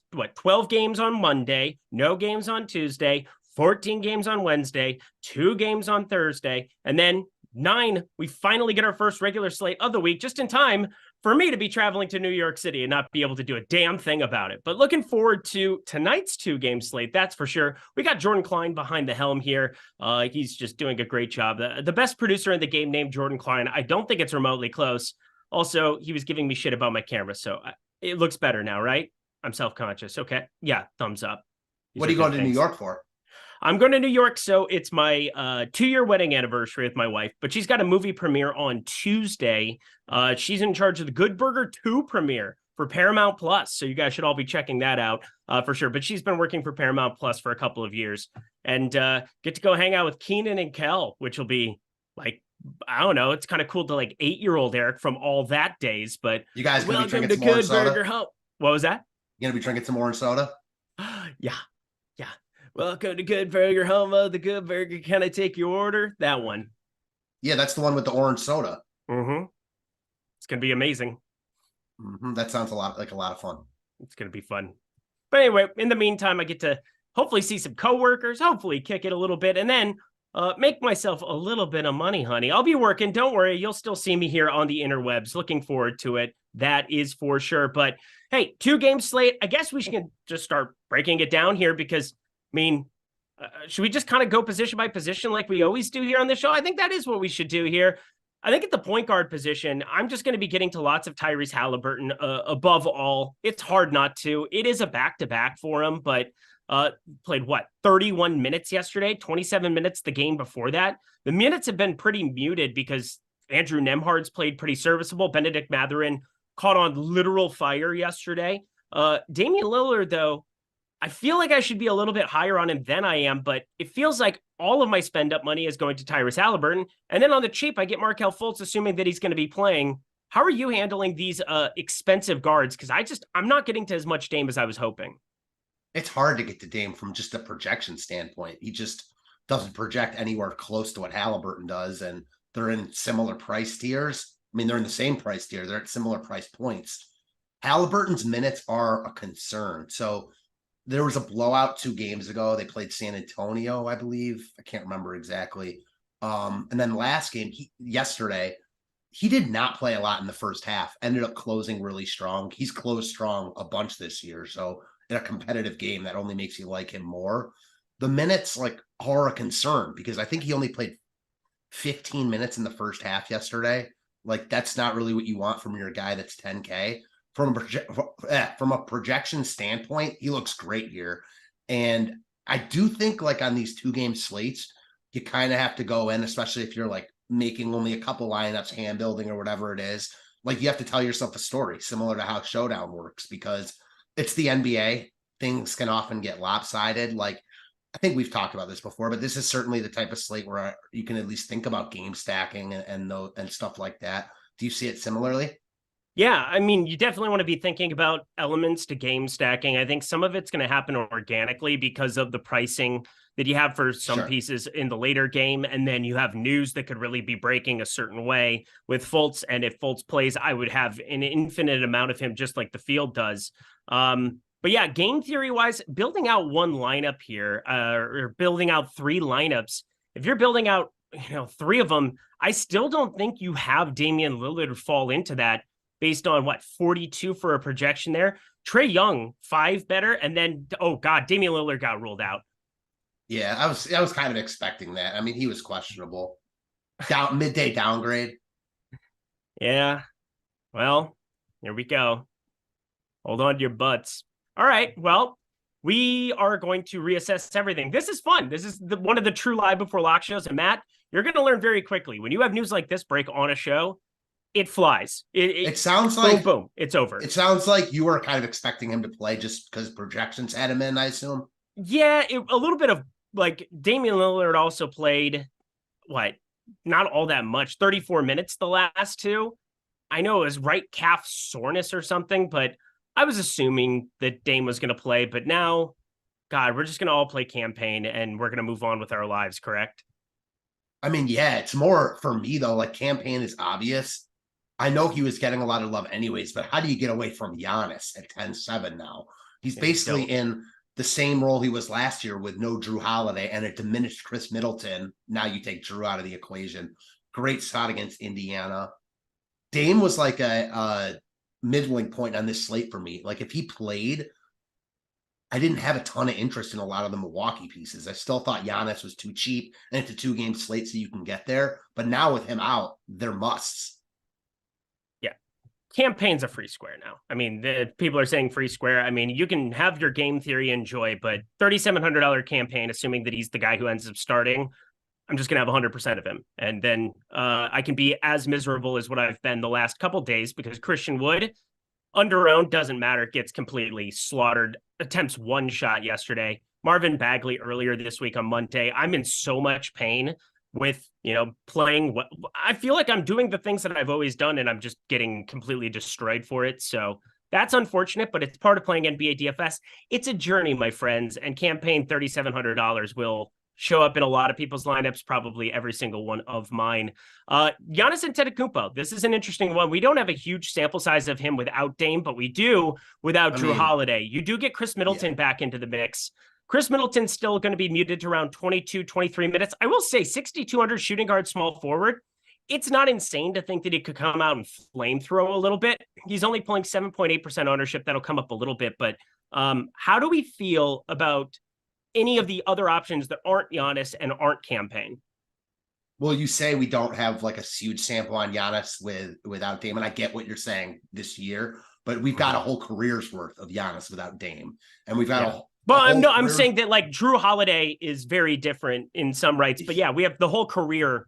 It's going to be the Giannis show. You're right. I think there's certainly a reason we like Giannis less this year with Dame than Drew Holiday. They're completely different players, right? Dame is much more of an offensive force. So I get what you're saying for sure. But in terms of what I'm looking at, he's the most comparable guy that Giannis has had to compare. I know they're not close offensively, but he at least eats up usage and stuff. He's not going to be there. And again, I think the big thing is Middleton. He's not playing a ton of minutes. Maybe he sees that ramped up a little bit. I do get the point. No one's going to play him here, even with the Dame news. I don't think he gets much love at all. It's only a 2-game slate play, and it is a 2-game slate. Oh boy. Yeah, this is going to be a wild one. We're going to have everything update here. Then I want to go right to the lineup generator, Jordan Klein. So get that on cue. I think that'll be a fun way to kind of get an idea of what we're looking at with some of these chalkier options. But Middleton was the guy you mentioned, but at 7.8%, right? I honestly I don't think his ownership's going to climb all that much. He's Adam mentioned on the show previous about Mo Wagner. People really don't want to embrace that variance. And Middleton comes with a ton of it, even with Dame out. So he's already popping as one of the best leverage plays on the slate. I think you're only going to see that rise. Personally, we'll see. Yeah, looking over at the Boom Bust tool, kind of getting some stuff updated here on my end. And then, of course, letting the Sims. The Sims are going to take care of a lot of the legwork here. But one of the easy ways to be able to see what the Sims is going to do, at just the molecular level, if you will, is going over to the lineup generator and taking a look at what we get when we crunch out 20 lineups and we save those. And then you could export those directly to a 20 max, which Obviously, that is extremely, extremely important. But I can't tell you how easy it is to be able to use this lineup generator and make positive EV lineups. I would be checking that out if I were you. And we just got done with a deal for it, but it's still a very cheap price point to be able to jump in, try everything for under $15, the lineup generator that we have here at Stokastic for a week. So I would be taking advantage of that in the NBA streets. NFL, if you wanted to start it up now for your week, you'd have Thursday night football, you would have Sunday, you would have Sunday night football, you'd have Monday night football, a lot of great stuff going on with that. But let's run a couple of lineups here. I think we almost got everything updated on our end. I am just refreshing one more time. It's getting close. It's getting close. Let me see. Nope, not here yet. We'll jump over there in a second, but I don't think it's going to change anything, obviously, for Middleton's minutes, and that's the main thing. Got to see a bump, though, with no Damian Lillard on the floor like he's had in every game so far this season. So I'm going to be adding a couple of fantasy points to the top there. How do you feel about Jay Crowder, Pat Connaughton? I think that Pat Connaughton ends up a lot more interesting as well, 3,900. I doubt Campaign is going to be somebody that you have to think twice about clicking on, but like his path to failure, I think, would be a Pat Connaughton type deal where he ends up out on the floor more. Malik Beasley. Who else from Milwaukee would you be targeting right now? Malik Beasley stands out a little bit just because I think they're going to need offense. I mean, I think it's Giannis. What's his name? Campaign, excuse me. I forgot his name for a second. Campaign in the membrane. And then it's a big drop off. And there's a bunch of guys that look okay as of now. Obviously, we'll wait till the tools update. You know, Middleton at 6,200. Like, he's a guy, it's not going to happen often, but he's like the one guy that, you know, if one of these guys dropped 35 fantasy points in 20 minutes, it's obviously Middleton. You know, the other guys are probably going to play more minutes like Crowder. I could see this game being sloppy where guys like Crowder and Connaughton are valuable because they get some stocks. It's never really exciting to play them, even when guys are out. Like, I think the offense is going to come from Giannis, and I guess Campaign, who we've seen step in and be a solid starting point guard when needed. Yeah, Campaign, probably one of my more famous DFS nights, had a 5-figure hit with Campaign where he ended up Chris Paul played the second game after hurting his calf or something, or his hamstring. And then I said, what if he just ends up being massively limited? Chris Paul played like 4 minutes of the game, couldn't keep playing, and Campaign played the rest of the way and smashed, put up like 55 at 4% or 5% ownership on like a 2-game NBA slate, which was really, really fun for playoff time. But this is today, different circumstances, of course, but he is going to be really impossible to let go in my lineups. All right. I have everything updated on my end. We're going to wait here one more second and we'll talk through DK tiers because everybody's asking about DK tiers. And my guy, Ace of Spade, we appreciate you. Tier 1, it's now Giannis Antetokounmpo, not close. Tier 2, you're looking at a tier that doesn't have a Milwaukee Buck. That's exciting. Going to be Trae Young by quite a ways there. Tier 3, Brooke Lopez for me now. Somebody that's going to see a tiny bit of a bump. It's him and Jalen Johnson tied right around 29 fantasy points for me. Clint Capella, going to be the guy for tier 4, although I'm not in love with him for long form DFS, if you will. Tier 5, Markelle Fultz for sure. Tier 6, Okongwu. That is something I would be paying attention to, and that's why I do not like Capella for tier 4 as much. So I would be looking at Benedict Mathurin or Jalen Suggs. Hopefully that helped you. What do you think about Bobby Portis? This is the last guy I think that I really want to target highlight. They'll need some scoring. He's a guy that's played 26, 23 minutes off the bench, and we've seen that usage. It's high. It's once again something where he'll be sitting north of 25, 26% usage, and you will not be sharing a floor with Dame Lillard. I think he's got some sneaky opportunity to go completely berserk here too. What do you think about Bobby Portis? Yeah, I actually completely slipped my mind on Portis. Love that call. He belongs like not in the Giannis Campaign tier, but above everyone else. Like, because you're right. He's a guy that can produce offensively. I mean, we've seen it for years, and they're going to need that. He's affordable at 5,500. I think the Dame usage taken out is huge for him. He's a guy that's put up big fantasy scores in the past, mostly when Giannis is out. But they're going to need his offense here because I just think they're going to struggle to, well, they won't struggle to score because Indiana plays fast and doesn't play a lot of D. But I think they might struggle to score in the half court, and that's where Portis is very useful. I'm going to run a quick query here on the old add more funds here and find out as I export over that usage here for Milwaukee, because on the season, 27.8% usage for Damian Lillard. You've got Bobby Portis sitting at 24.8%, but I'm going to take, of course, Damian Lillard off the floor here. Kind of get this our all tools done just live. updated. Yeah. Oh, perfect. I will get to that here in 2 seconds. He's at a 28.3% usage rate, second highest on the team behind Giannis Antetokounmpo, with no Damian Lillard on the floor. I'm going to have a pretty large stand, it looks like, as I'm updating my stuff here on one Bobby Portis. Want to throw that out there. But let's head over to the lineup generator here, because again, this is going to be an easy way for us to have an idea of where the Sims tool is going to land for certain builds. If you're looking for specific players, obviously I'm going to be using the Sims tool because it's the most powerful tool in the entire DFS industry to build out my lineups. You should be using it too. But I think the lineup generator is a pretty close second in terms of just being able to see what it's going to provide for a really cheap price point. So let's head to DraftKings main. And I want to build some chalkier lineups, Jordan Klein, just for the sake of seeing what some of the top players are going to be and just see how prevalent they're going to be showing up. Let's see. Because, yeah, campaign's only going to come up a crazy amount. Save those 20. I just want to see if this ends up getting to camp. Yeah, it's still got to update, I think, here on the lineup generator side.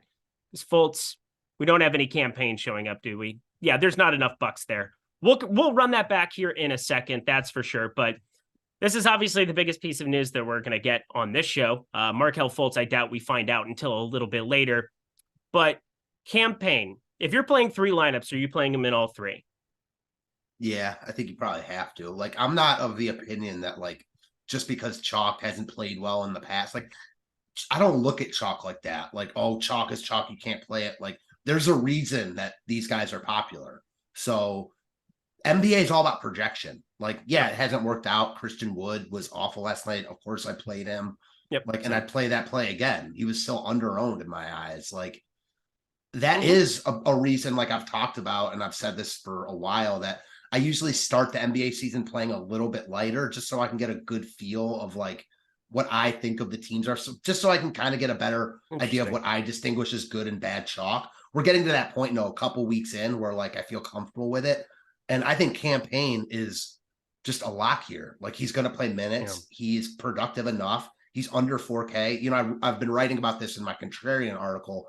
DraftKings has done a much better job, and they continue to do a much better job of pricing guys up. So there isn't a ton of, like, under 4K, usually under 5K value. So when you have a guy like Payne at 3,700 who's going to be starting, that's productive. It's just a no-brainer. Like, the only reason you're not playing Payne is, like, just to be different and an ownership play. And if you want to play the theory that the Atlanta game goes, like, 4 overtimes, do your thing. But on a projection level, Payne's a lock. Yep, he really is. It's going to be impossible for me not to have him in just about everything.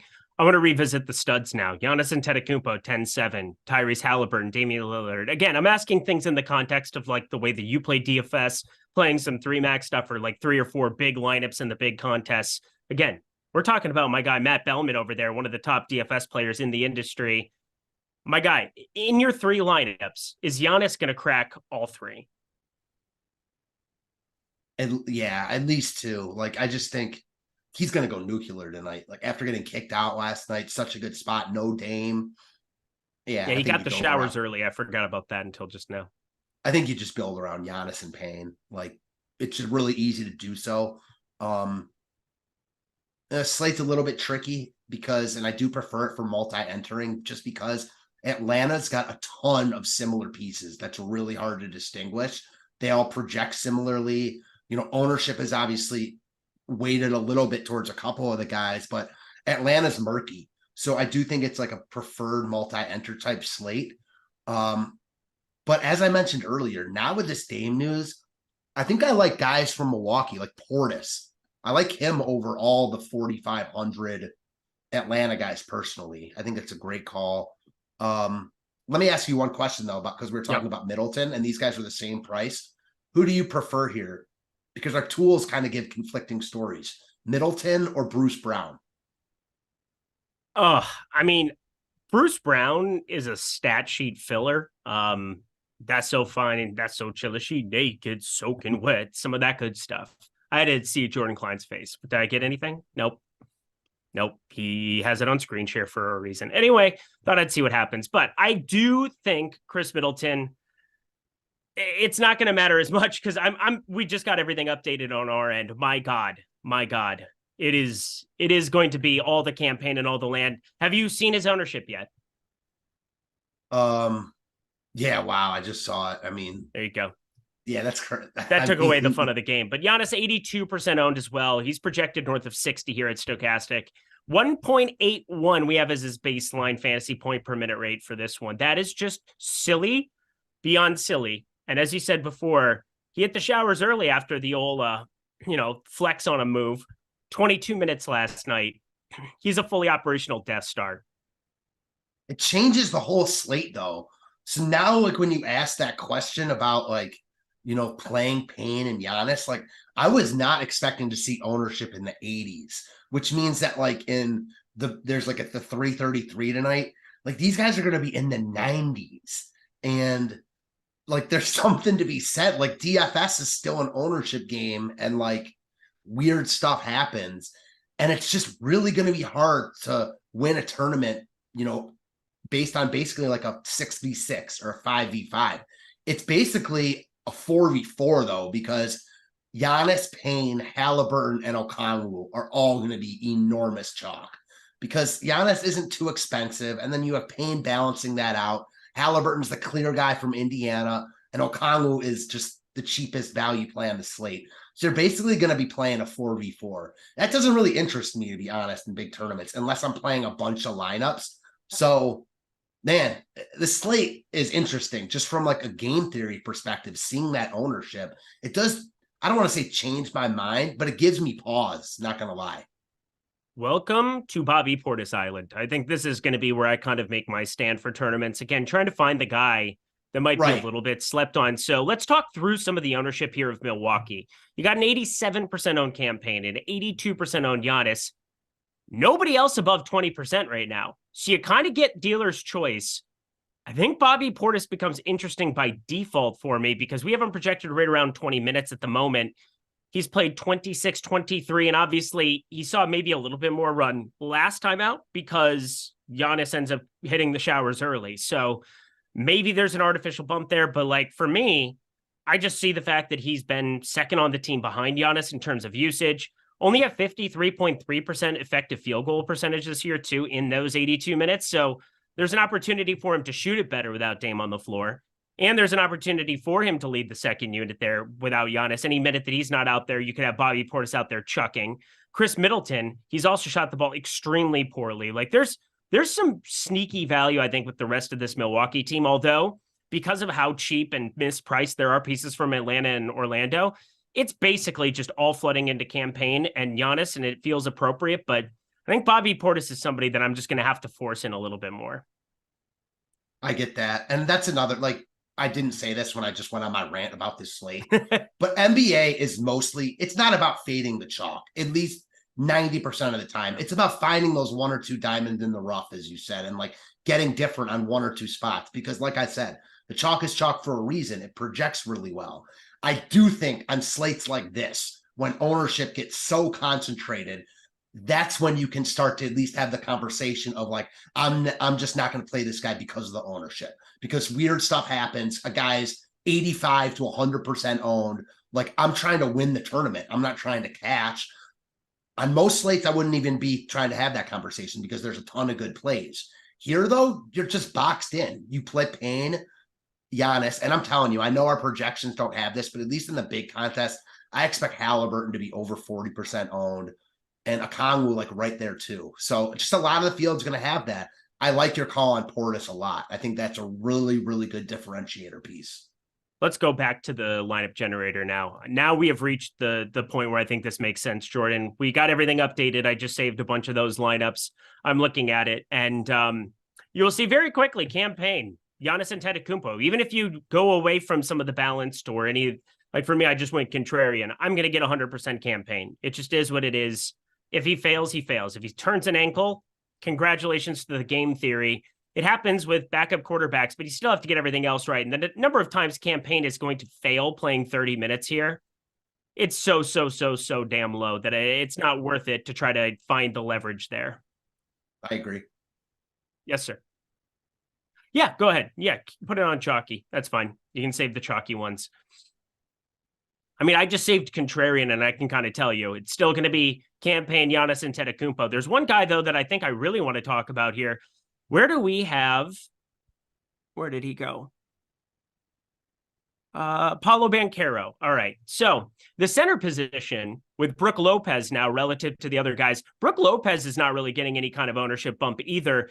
We still have him projected around the same minutes. He doesn't see a huge change. He's got a 17.5% usage rate. He's only spent 5 minutes on the floor without Damian Lillard. Lillard's been almost exclusively on the floor with him so far this season. That makes sense. True center. Bobby Portis comes in.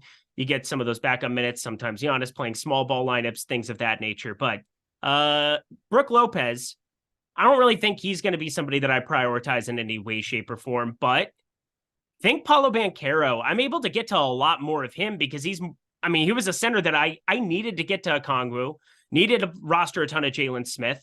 And now he felt like a luxury item before, but Paulo Banchero is actually showing up quite a bit for me. We have him at 36.8% ownership. I am well north of that here. Looks like the lineup generator and the builds I just kind of threw out there, he was showing up quite a bit. When you get a piece of value like 3.7K, it's allowing me to pay up at a power forward position. Giannis has center eligibility as well.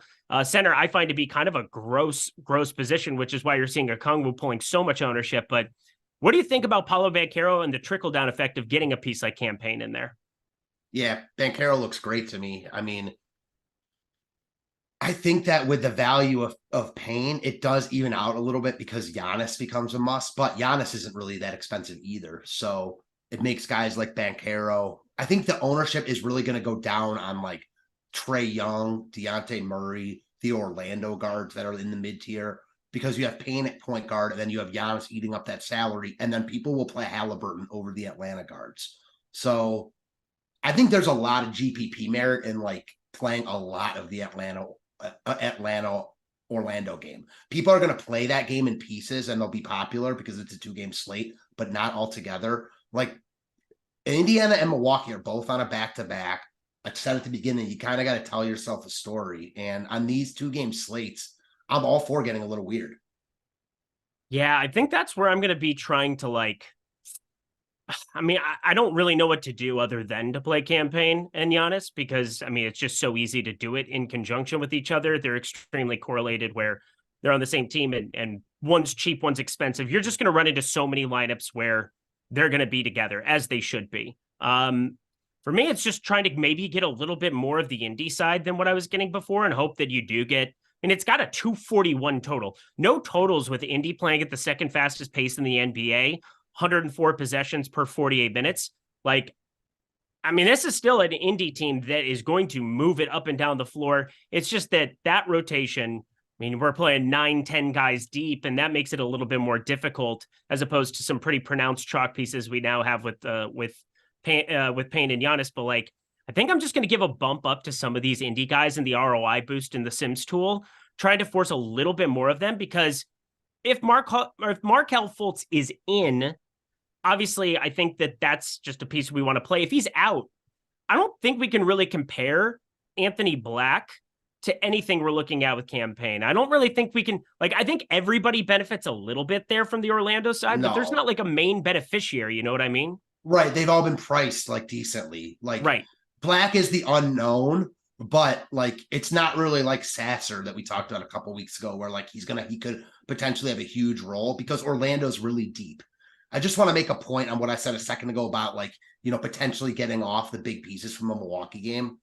There's a big difference to me if these guys come in at 90% ownership than 70% ownership, because that's 20% of the field. When you're talking 90+% ownership, there's so much leverage in not playing those guys that I think more often than not, depending on the slate, it's worth at least taking a look. But if other people feel that way and they end up 70%, then throw that idea out the window. And you don't know until the slate starts, but just wanted to point that out. All right, we've got 25 minutes before lock. We just talked the lineup generator. Again, you can build so many lineups so quickly, fire it in your 20 max stuff, and be on your merry way. That's less than $15. But we wouldn't be here giving you all of these tools and content for free on YouTube if it weren't for Vivid Picks. So happy to have them along for the ride here. Vivid Picks, if you haven't heard of them, it's Pick'em, your general Pick'em that you have at other sites. But here's what makes it better. They have the best deposit match on your first deposit in the entire industry. $300. You also get a first entry that comes with a $25 secure play. So if it loses, you're going to get $25 back in Vivid site credit immediately. So up to a $300 deposit match in the link below, or over in the old chat as Jordan Klein throws it in there. Producer Jordan Klein doing a phenomenal job here on the turntables. But just saying, $300 deposit match bonus is ridiculous. This is how you build and sustain a bankroll, taking advantage of these kind of offers. So you're starting with a bankroll of $600 over at Vivid Picks. And hey, let's say $50 is in the realm. You still can get the $50 in a deposit match there. If you've been playing at other pick'em sites for a long time, you haven't gotten a bonus there other than like free squares and things. And those are going to show up from time to time over at Vivid Picks as well. So amazing deposit match, easy gameplay to be able to figure out. Familiar with Pick'em, you're going to be able to succeed over there. And plus, OddsShopper has a lot of great tools for you to be able to utilize across multiple sites, see what that expected win percentage is, and then use it to cross-reference over at Vivid Picks. I was going to say Vivid Seats. That's kind of how you know them from. But Vivid Picks, my friends, $300 deposit match on your first deposit. Thank you so much to them for the sponsorship of our little program here on the YouTubes. Awesome stuff from that. I mean, yeah, $25 first pick too. It's amazing. Let's continue on with the rest of the slate. Who are some plays as you're rebuilding out your lineups that you're just prioritizing that aren't named Campaign and Giannis Antetokounmpo? I mean, Okongwu, like he's just way too cheap, especially with how DK's price guys out.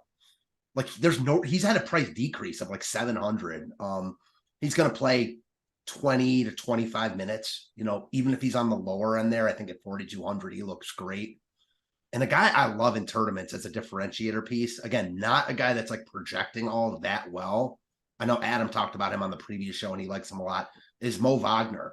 We saw him play a lot of minutes last game. Like Goga is not in the rotation when Wendell Carter is healthy. He is their third string center. They want to keep Wagner coming in off the bench.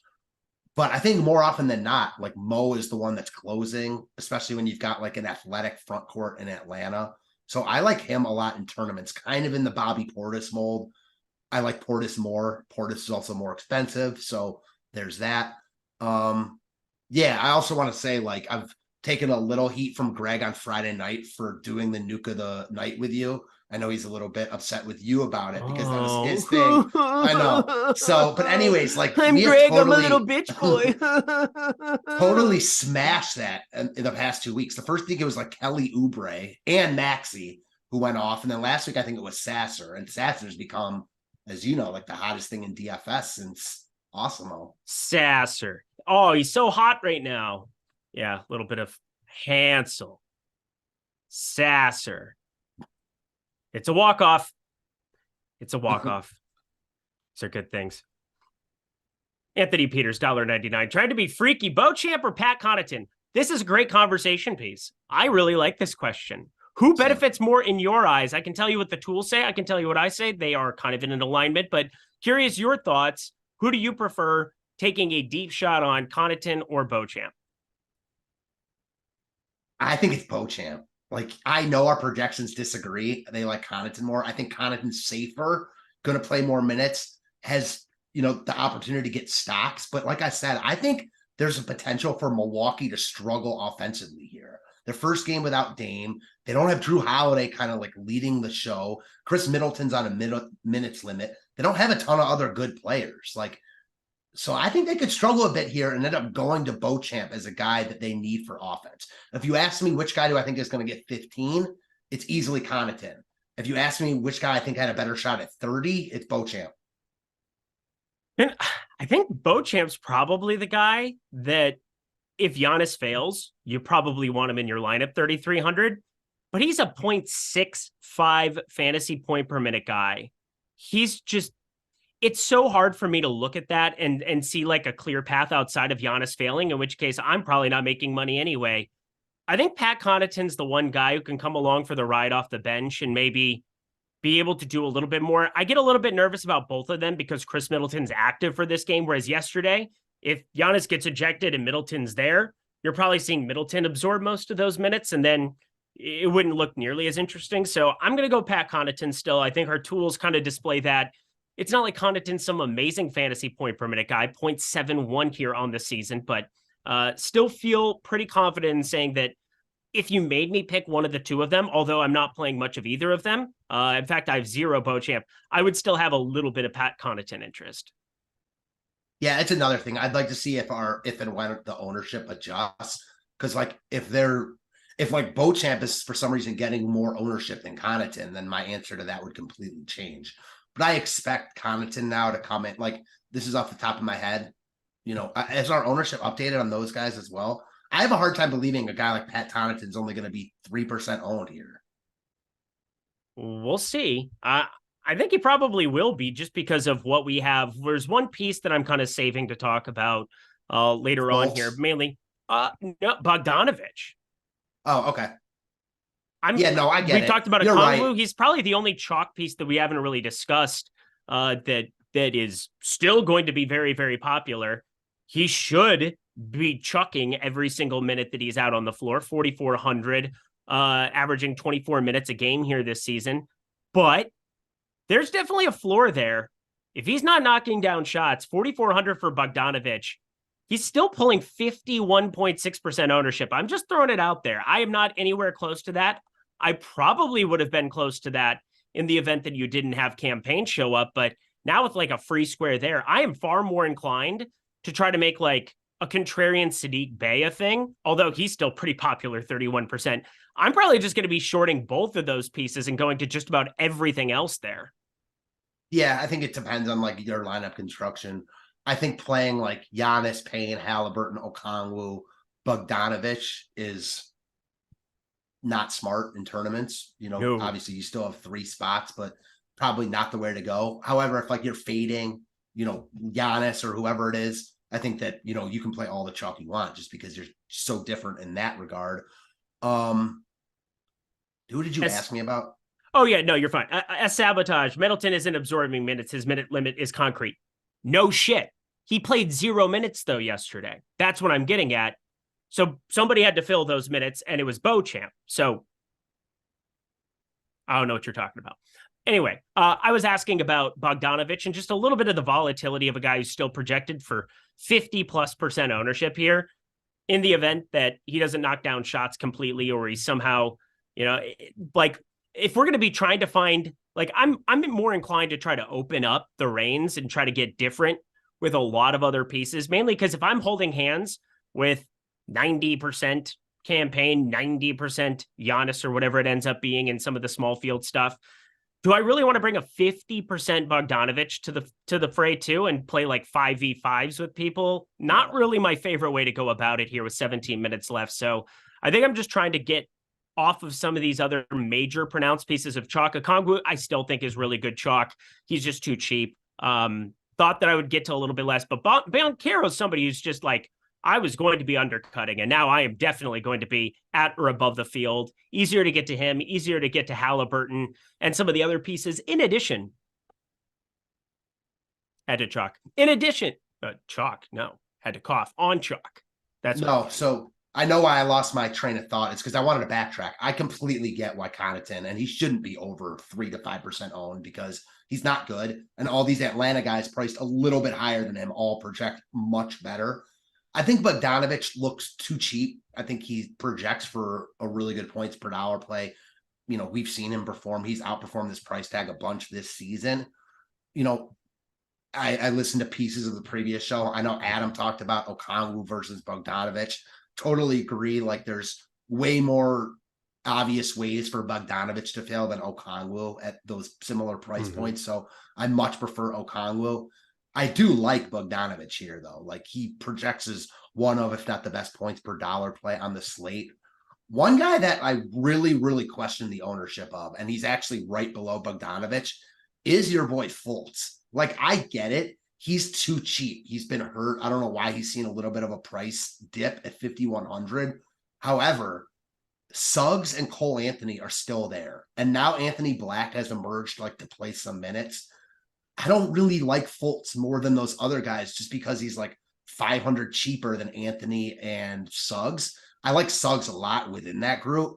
I just kind of hope Fultz plays and I don't have to play any of them. I think Fultz chalk, he projects well, is more of a trap than Bogdanovich chalk, personally. We got my guy Rinpack. Good to see Ryan Putnaik, my dude, formerly of the NBA Slate Starter, hanging out here in the chat. He asks, are you worried about Mexico City elevation here? Mexico City is 2,069 feet higher than Denver for what it's worth. No, because I think it's already baked in with what we have for the minutes projection. We have Trae Young around 35 minutes. We have DeJounte Murray around 35. Nobody else is projected for more than 32 minutes, being Jalen Johnson, DeAndre Hunter. I would have both of them slightly higher than that. I'd have them around 34 or so minutes in the event that this were a game that wasn't there. So I think our projections team did a really good job of kind of nailing down what some of those effects might be. These are also kind of like interesting things because I know Estadio Azteca, when USA goes and plays there, when they had the game that was played on the moon, like there are some weird things that are going to happen from time to time, but like there's still guys that are more than capable of going out and playing 30, 32 minutes. And you give Trae Young, DeJounte Murray those kind of leashes. And yeah, it's relative to other players on the slate in the game earlier, but both of those teams earlier, they played games on a back-to-back. So I think there's like a tiny bit, like maybe a 2-4 minutes of volatility that exists on both sides of the coin there. Do you have any thoughts about the elevation just to mix it up in there? I think it's a really good point, especially on a 2-game slate to at least think about. I'm not sure how much you can put it into practice, considering that I agree our projections have probably taken that into account. But when you have these 2-game slates, like micro-analyzing everything, I think is important. The only thing I'll say, like in kind of counter to that, is this game is in a Mexico City game. They've been there probably since yesterday, so at least have a little bit of time to acclimate themselves. I know neither team played yesterday or Tuesday, so maybe they've been there for a day or two. I don't know what the NBA has planned for these guys. And also, like, I could see a real light whistle here. National TV game, out of the country. Like, they want to see points. So I'm not playing it because of that, but I do think that they kind of balance each other out. I'd rather not have it at elevation, sure. But I think your point of the other game also being a back-to-back totally wipes it out. Agreed. This, I don't even know where I was going to go with that. Let's go to this. Hall of Fame. Hi, Jordan Klein. I did that again. Stokastic Hall of Fame. I don't know why I do that every single time I talk about the Hall of Fame. It just feels right sometimes, but you know what? The Stokastic Hall of Fame, equally as amazing. Like Jordan Klein's smile when he lights up, the whole room lights up too. Look at him. Look at that guy. So happy. Download the Stokastic profile pic, stokastic.com/avatar. Tweet your wins at StokasticHOF. And again, would love to see you all top 3 of tournaments here tonight. Come hang out with me in the $15 and the $3 over on DK. If you're playing over on FanDuel, it doesn't matter what your side is. If you finish in the top 3 in a tournament of 5,000 people or more, you can get yourself a free month of any Stokastic package, such as The Sims, which I am using right now like crazy to get all of my lineups updated. It is phenomenal stuff. So again, if you do fantastic, you're going to get something fantastic to go along with it. That's more incentive to be firing tonight for sure, my friends. Anyway, what about Middleton? Are they going to be ramping up his minutes? Slowly. I think it's impossible to project him outside of 24 minutes right now. That would be extremely unlikely, but I just wanted to throw it out there that Middleton, he's going to be somebody who is going to still show up in my lineups here tonight. Think there's going to be opportunity for a lot of these Milwaukee guys, and nobody's really pulling any ownership. Middleton did double in ownership for what it's worth, 18.7%. So people are going to get to him a little bit more. He sees enough of a bump in his rates here. 1.32 fantasy points per minute without Mr. Damian Lillard on the floor. That seems pretty good. Yeah, I think that, obviously those guys all get bumps. Didn't get your take on Fultz, though, with what I said. What? Say that again. What did you hear what I said about Fultz earlier, or were you just not paying attention? I was not paying attention in the slightest. I have 48. I'm a terrible friend. You're fine. So Fultz is actually right behind Bogdanovich in our ownership projections. I know you've talked about him a bunch. I have. I think that feels trappy to me, to be honest. Like, ooh. I get it. He's projecting well. He's too cheap at 5,100. He's seen a price drop for no reason because he was out a couple games. However, Cole Anthony's still there. Jalen Suggs is still there. Anthony Black has emerged the past few games as a guy they want to give run to. Top 10, 15 pick. Can't remember exactly where he was chosen, but he's a guy that's good that they want to give a little bit of run to. So I understand why Fultz is getting the most love out of that group. He's the cheapest. He's starting. He's been productive.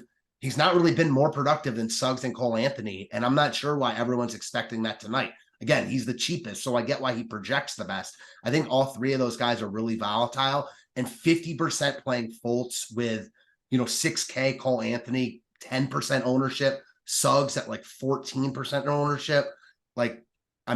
Give me Suggs or Anthony there. I think Anthony is probably the worst quote unquote play because he's the most expensive and projects the worst, but in a sense that makes him the best tournament play on a slate like this. Well, and maybe you get the news to break where Markelle Fultz is out, and then you've got salary constraints maybe that might work out. I expect him to play though. He practiced yesterday, so I do too. When these guys practice, like unlike Dame, I think he plays. Who knows, really? But that's my prediction. I have a weird take, and it's that I'd rather play Joe Ingles at 3,500. I think if we're looking at somebody, I think Jingle all the way at 25, 21 minutes the last two. He was playing mid-teens minutes with Mr. Markelle Fultz out there.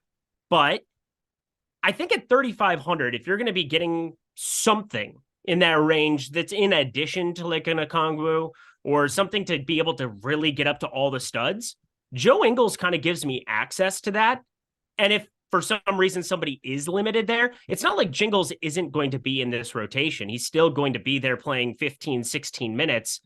He's at least going to be active out there and trying to do stuff. Like, I think that might be the guy that I probably land on. I don't know. It's weird to talk about Joe Ingles on a slate where there's such pronounced value, but if I'm looking for a guy who's 1%, that's the 1%er that I'm going to target. Yeah, I get that. I mean, I think he's only really in play if Fultz is out, I guess. They just have a lot of playmakers on that team, so it's hard for him to like do anything when he actually gets run. On the Joe Ingles note, though, like a guy that I think is going to get left behind the ownership trail a little bit is Franz Wagner. I think just his price point gets forgotten forgotten about a little bit. You've got Banchero, who I think is going to be more of a priority, 600 more expensive. And then obviously Giannis, Campaign. Like there just aren't a ton of roster spots. So it does help him that he's small forward eligible. Not a ton of small forwards, except like Bogdanovich. And now you've got the other Milwaukee guys. I do think Wagner comes in a little bit lower than the 31% we have him projected for right now. Gone but never forgotten, Franz Wagner. That's kind of what we're getting at there. I am pasting in my lineups, and then I will be able to talk about anything and everything that we want to. I'm a sick person. I think if I have dead lineups, I'll definitely go to something like a Jingle all the way and get really weird. But as it stands right now, again, that's like if you're looking for the 1%er that I think has a path, I just think he'll stay in the rotation no matter what. And that's, again, you know what you're running into with that. That's in the largest of large field tournaments that you're going to take that shot and try to make it a thing. But any questions we have here? FanDuel ownership is on the screen because my guy Jordan Klein there, just to give them some love. Giannis, crazy popular. Campaign, Paulo Banchero. Bruce Brown is 52% over on the FanDuel slate. That was a pretty noticeable difference as you were going back and forth with them. Bruce Brown, not really somebody who is showing up all that much for me in the Sims tool as I'm playing on DraftKings only today. But as I was putting a research before the show, make sure that I at least point out Bruce Brown is 5K over there on FanDuel with small forward eligibility. That's too cheap. It's too cheap. And he's a guy that you kind of prefer on FanDuel anyways, like with the stocks upside. So yeah, he's a lock. Yeah. Benedict Mathurin pulling a ton of ownership. What do you think about his rotation? Because yesterday he set off a bomb playing 39 minutes, ended up closing there. They didn't have Buddy Hield out there. Buddy Hield couldn't hit the broadside of a barn. It sucked. Benedict Mathurin could. 4 for 7 from 3, 9 for 8, 9 for 18 from the field. But coming off the 39 minutes last night, I'm still just going to project him around 25 minutes, 26 minutes. He's projected for 27 here right now at Stokastic. I don't know. That feels like a lot of ownership on FanDuel. 50% owned, 4,800 to be going his direction. What do you think about that play? He's also too cheap. Indiana looks too cheap on FanDuel. You've got Halliburton at the same price, which also makes him too cheap. So I get it. I don't feel great about it because I do think it's chasing a little bit based on what happened last night. That said, like, you don't need his production from last night to pay off that price tag. I think you can certainly make a rational case to get off him there. I think Bruce Brown looks like the much better play. But, on paper, I think Indiana looks good. A lot better on FanDuel than on DraftKings. Agreed. I am actually going to rerun one thing in my lineups because Bobby Portis was not really showing up as much as I wanted him to. I have to do a little bit of a boost there. I'm okay getting absolutely torched if Bobby Portis plays like dog shit. I'm okay with it. We have another super chat. Thank you, Jordan Klein. Getting everything updated on my end. I'm selfish like that. Here we are. Fan funding. Anthony Peters. We already talked about that one. Ace of Spades. We talked about that one. What other super chat? I don't see one. Yeah, already got it. It's all right. I was actually listening to everybody that time as opposed to before when Matt asked me a question and I just started talking about the Hall of Fame. Good job, Eric. I deal with it all day, every day with my wife, bro. Don't worry. Oh, great. I'm like your wife. That's lovely. Everybody smash the like button here. 5 minutes left to go. 4 minutes now left to go. We have done a great job of giving you all of the updated information here, showing you the lineup generator, talking through what I'm running into with the Sims tool, which is a lot of goodness. I'm actually really happy with the lineups that have shown up. Is there anything that's happened with your lineups? Is there anything you'd like to share with us as you're finishing, putting the final touches on yours? Not really. I think we kind of went over pretty much everything that's worth going over here. It's difficult. So let's do this. Oh, go ahead. Yeah, let's do position by position and guys that aren't named Campaign and Giannis because they should just be givens. Yeah, agreed. All right, point guard, your favorite point guard play. I'm going to go Trae Young. Oh, look at you go. Tyrese Halliburton for me. Shooting guard. Give me Dejounte Murray. Dejounte Murray. I'm going Jalen Suggs again, baby. Jalen Suggs. 5,600. Nobody's going to click on that. And I'm lower on Bogdanovich, and I'm going to be doing a lot of late swaps, so that's for sure too. Small forward. I will get it. $2. Mexico City altitude, 2309 above Denver, deeper rotation. We talked about that here a second ago, but that's from B, $2. We appreciate you. It's not going to change anything that I do. I don't think they're going to have a deeper rotation. I just think you could take a couple of minutes off the top, but our projections team, it looks like, already did that for you. So it's baked into the projections. What do you think? Yeah, totally agree. I mean, also, honestly, if you ask me which I'd prefer, the elevation or off a back-to-back, I'm going to say I'd rather have the elevation. Back-to-backs always scare me. You just never know how these teams, especially early in the season, it's a little bit different with Dame out for Milwaukee, but elevation one game, they've been in Mexico City for a couple days now. I'm not that worried about it. Yeah, and I don't want to play AJ Griffin. I just don't. What do I win if I play a 3K AJ Griffin as the guy who's out of the rotation? He's not even in there anymore. No, because he is absolutely terrible. Jalen Johnson isn't. He's fantastic. Small forward, back to that position. Small forward, I am going to say Bogdanovich. Was it you who was talking earlier in the year about how Jalen Johnson needed to start and then he started? Yes. Yeah, he's really good. He's really, really good. And it pissed me off. I thought he was great too in the preseason. He started the second to last preseason game. From. Yeah. But then Sadiq Bey he started the last game. And Sadiq Bey looked fine. He does Sadiq Bey things, just 3-and-D, does whatever. But I mean, Jalen Johnson's a fun basketball player from a fantasy perspective. 6,300, we're getting a little bit crazy here now. I'm not going to get to as much as I would want to, but power forward, Giannis Antetokounmpo, obviously, but Paolo Banchero, such a good play now. Same. And at center to round it out, not counting Giannis or Okongwu, because they're all very, very popular. Bobby Portis, best of luck to me. Godspeed. I'm going to say Mo Wagner. And just on the Atlanta note, who would love to have one of those wings? Memphis. That is very true. Memphis would like to have a lot of people, like John Morant right now. True. That team is awful. We didn't do the nuke of the night. We didn't do the nuke of the night. Bobby Portis, welcome to the low-owned guy who could just completely eviscerate this slate. You don't have to play the graphic, Jordan Klein. Don't play the graphic. Did you play the graphic? Don't play the graphic. Thank you. But the nuke of the night. Oh, Trae Young. I love it. That's a phenomenal one to head out here on. We are going to be at lock in 3, 2, 1. Bang, everybody. We have officially reached it. Matthew Belman, go give him a follow over on the old Twitters, my friend. That is for sure. At Fantasy Tips Matt. Any final words for the people as we get out of here? No, it was fun as always. Can't wait to see you same time, same place next week.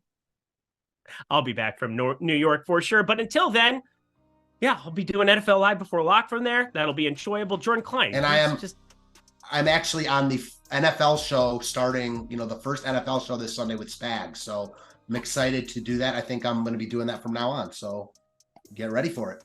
Should have thrown out a plug for that. I just did.